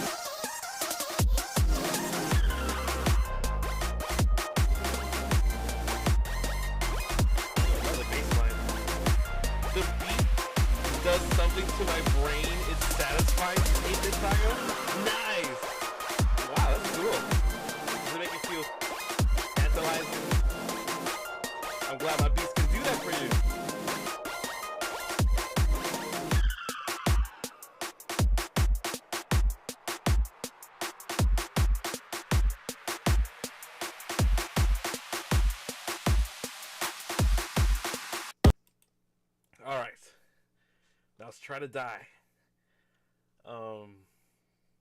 In terms of correlation, this is like, in terms of the storyline, this is the climax of the movie. After the hero has refined himself, he now is brave enough to try to die, and now he has his final attack where he sacrifices life on the line, and the album ends, and he used all his strength in his final, like, attack. This is the final attack. It's a full-on instrumental armada. Changes tempo. It's unpredictable. It's crazy, but it's somehow simple and beautiful. And It's the end of my album. This was gonna be actually the final song for the last album, 808s and Outbreaks. But I decided to put it for this album because I thought it'd be a good finisher because of how it felt like the drop was a climax and attack for the whole album. And I try to use all my tricks of sound design to give you the final attack, the most powerful, bass heavy track, the last song, the last club song before you turn on the lights and you leave. This is that final attack, that final strike before you two perish. And you laid your life down the line in service. Here it is. Final Attack by Ron Swex in Quantum City. Hope you enjoyed it. Like, comment, and subscribe, and save this every single song and download it and listen to it at least 10 to 20 times a day. It will solve your depression. And it will give you the energy to go to the gym and lose weight and be healthy just like me. Ka-chow. Okay, this is Final Attack by Ron Swex. Here we go.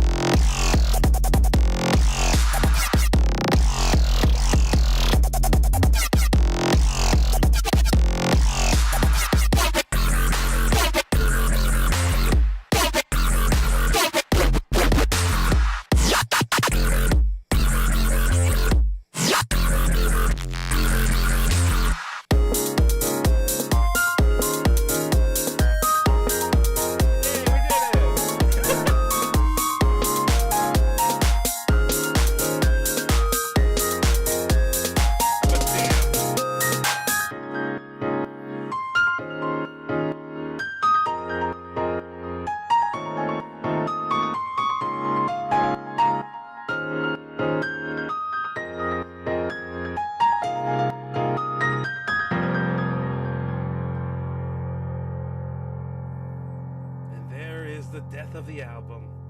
The end! Thank you for listening to Quantum City with your boy Ron Swex. Damn, that was 50 minutes, but it felt like that was 4 hours and 30 minutes. Thank you so much for listening, everybody. I gotta go. I gotta pick up my dad. I was making my dad wait at a party.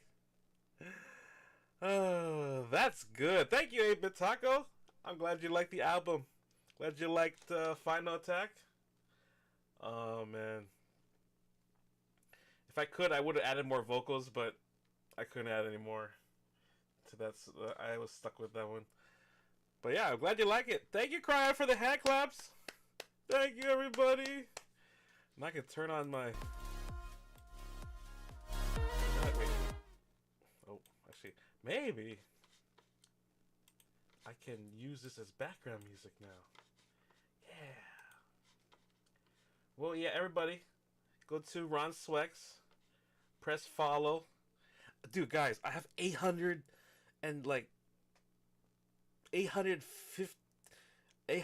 like followers, guys, on like Spotify. I didn't even notice. I didn't even notice, but that's a lot to me. I only had like 50 like a couple years ago, and now 800 something. Woo! Anyway, I'm happy. I hope you like the album. I'm gonna wait another like 5 years until I release the next one, probably, because I need to like make a quantity of songs and then filter the bad stuff. But yeah. What was? Oh, I have a question for you guys before you go. What would you choose as your top 4 favorite songs, or top 3 favorite? Top 3 favorite. Like, which one would be singles to you? Which one do you want me to make music videos for? Let me know. I will do it. Give me your favorite ones. I will attempt to see which ones can be singles in the future, based on your favorite ones. Or, yeah. I don't think I have the budget to do everything, but we're going to do the traditional 3 to 4 singles with a music video premiere. I'm going to do what like more collab does and just like release every other month some quality stuff. That's my attempt. Please let me know. That would help me a lot, everybody.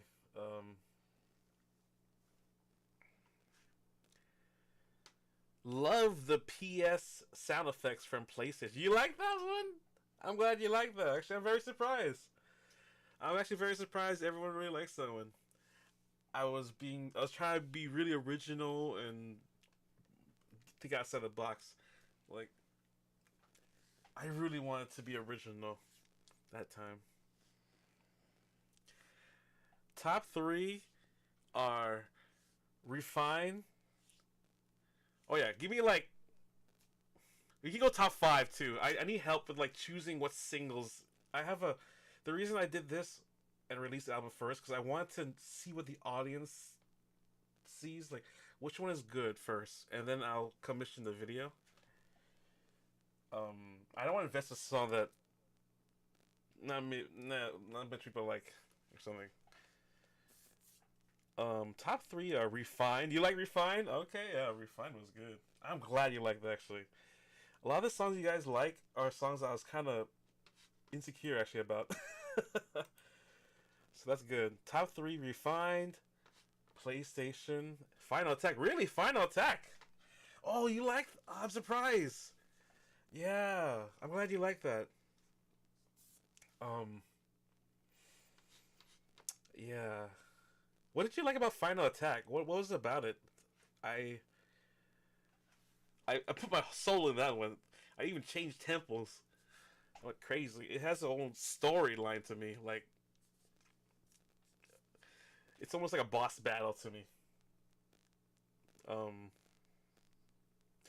I kind of like the Final Attack's message. Like, it's like your final attack of sacrifice. Like, this is your final attack that, like, saved the village or whole town.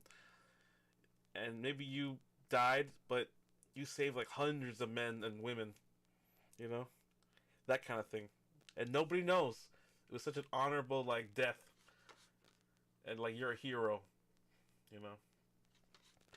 Fellatio also was a fun track. You like Fellatio? Yeah! I'm glad, actually, the reason I didn't release Fellatio because I was worried about public reaction and scrutiny. Because I was like, this is too vulgar. This is too much. I don't know. But I was like, you know what? I gotta release my album, man. So yeah.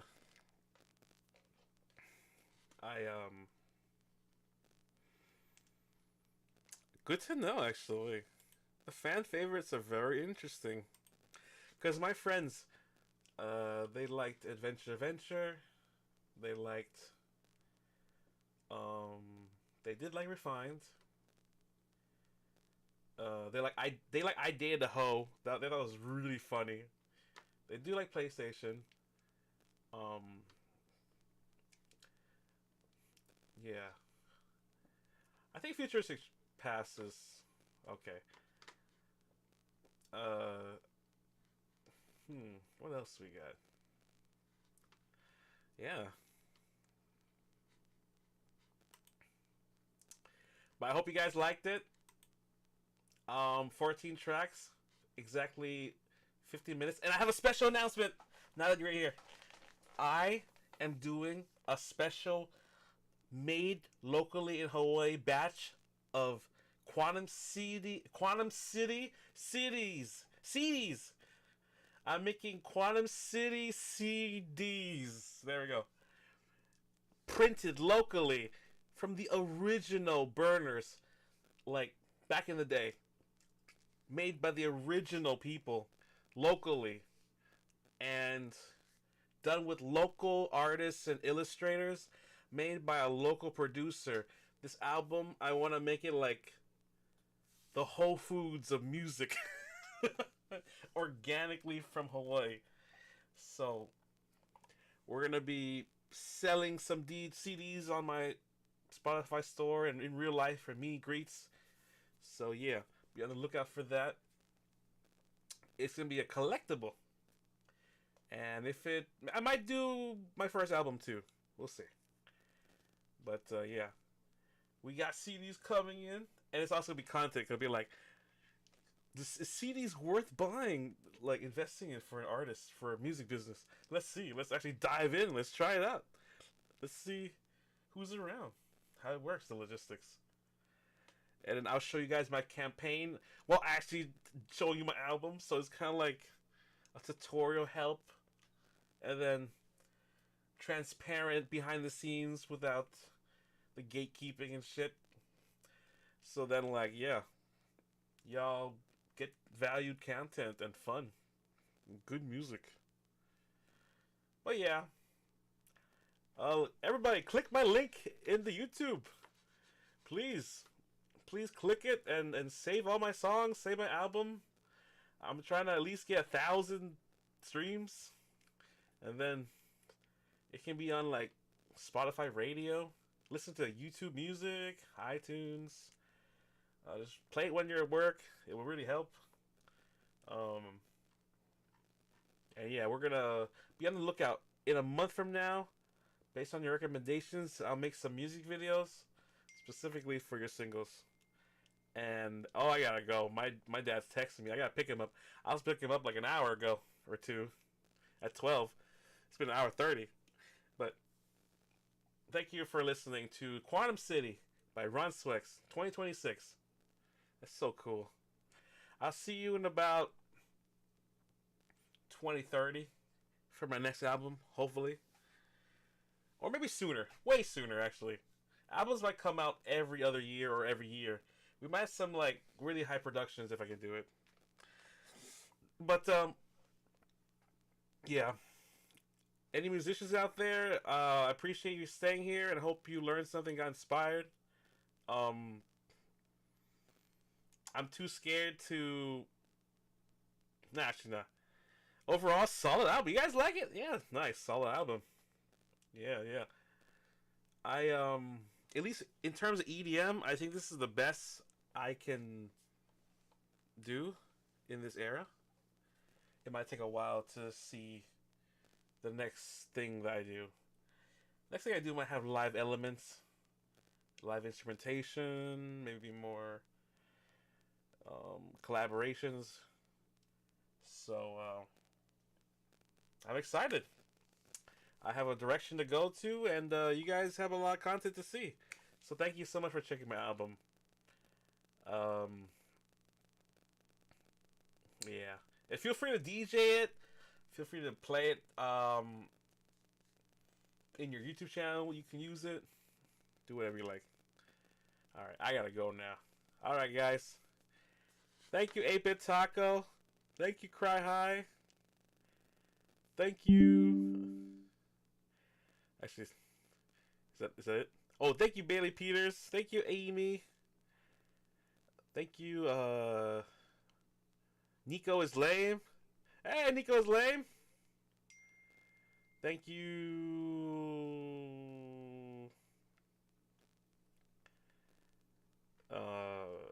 EXO. And thank you, Joseph Paneku. Thank you, Cookie Osagana. Thank you, Marichi Marcuse. And thank you, Cry High, for rejoining the memberships. Appreciate it. Okay, you know what? I'll just ask. I'll just ask. Okay, so everybody. I'm just scared to do this, but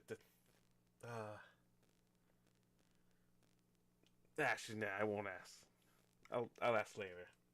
Anyway, I'm gonna go now. I hope you enjoyed the album. Links in the description. I think it might not be there anymore. I'm not sure actually. But yeah, it's in the description or pinned comments. I'm not sure. I think it works differently. Anyway, I'm gonna go now. Alright, look who's leaving today. It's your favorite Hawaii VTuber who just released his album and is really happy. Thank you so much for joining the stream. Sorry for the scuffness. Don't know if it's the internet or my router. I'm gonna see if I can buy a new router. I'm about to spend $400 for that. Oh god. Alright. But thank you so much for coming. I'll see you later. Alright. Look who's leaving today. It's Hawaii's favorite island VTuber, audio engineer, DJ producer, EDM fanatic, red VTuber male on stream. It's your boy. Your favorite idol male VTuber stream. Let's go. It's Run Swex. I'm actually really happy you guys listened. I was worried no one would be here. And thank you for just supporting an indie VTuber like me from Hawaii. Thank you for supporting Loco. We're gonna go up in the world. Don't you worry. Here we go. Alright. Cry High says thank you for the stream. And congrats on the album release. Thank you. Woohoo! I'm excited. Hopefully it grows in the years and everyone enjoys. I'm gonna be updating some of the files and mixes, so keep listening. A few weeks from now or days from now, it will be improved. All right, thank you, Cry High. Thank you, 8-Bit Taco, and everyone who stayed and everyone who lurked. Proud to release this for you guys, and I'll be releasing some music videos soon, so be on the lookout. All right, I go now. All right, bye-bye. Bye-bye, everybody. Goodbye. Thank you, Triple R, Ron's Royal Ringos. I ain't forgetting about you. I'm going to try work, but also I'm on a mission to stream once to... I'm going to return back to like 3 times streaming a week. I don't have the schedule ready, but I'm going to be making a schedule soon. A lot of guerrilla streams will be happening, but I think I'm going to go behind the scenes for my album. We're going to like milk the album a little bit. We're going to go in like a music phase. I guess like I kind of want to do like a music phase right now. I'm not really a gamer channel. I don't really want to be that as much anymore. I already had that era, and I think we good. That's the old Ron Swex. He did great, but we're doing new things now. So we're doing music and more. And yeah, I'll show you behind the scenes of Quantum City in the future. Maybe hopefully some videos too, maybe. But yeah, thank you. I'll see you next time. Atsu Swexy, bye bye. Thank you, 8-Bit Taco. Goodbye. Thank you for the hand. Is that a gorilla? All right, Atsu Swexy, bye bye. Love you. Thanks for listening to my album. Alright. I'll see you next time. Bye-bye, everybody. Bye-bye. Bye-bye. Bye-bye. I'll miss you. I'll try to see you guys on Monday or Wednesday or something. Alright, bye-bye. Bye-bye.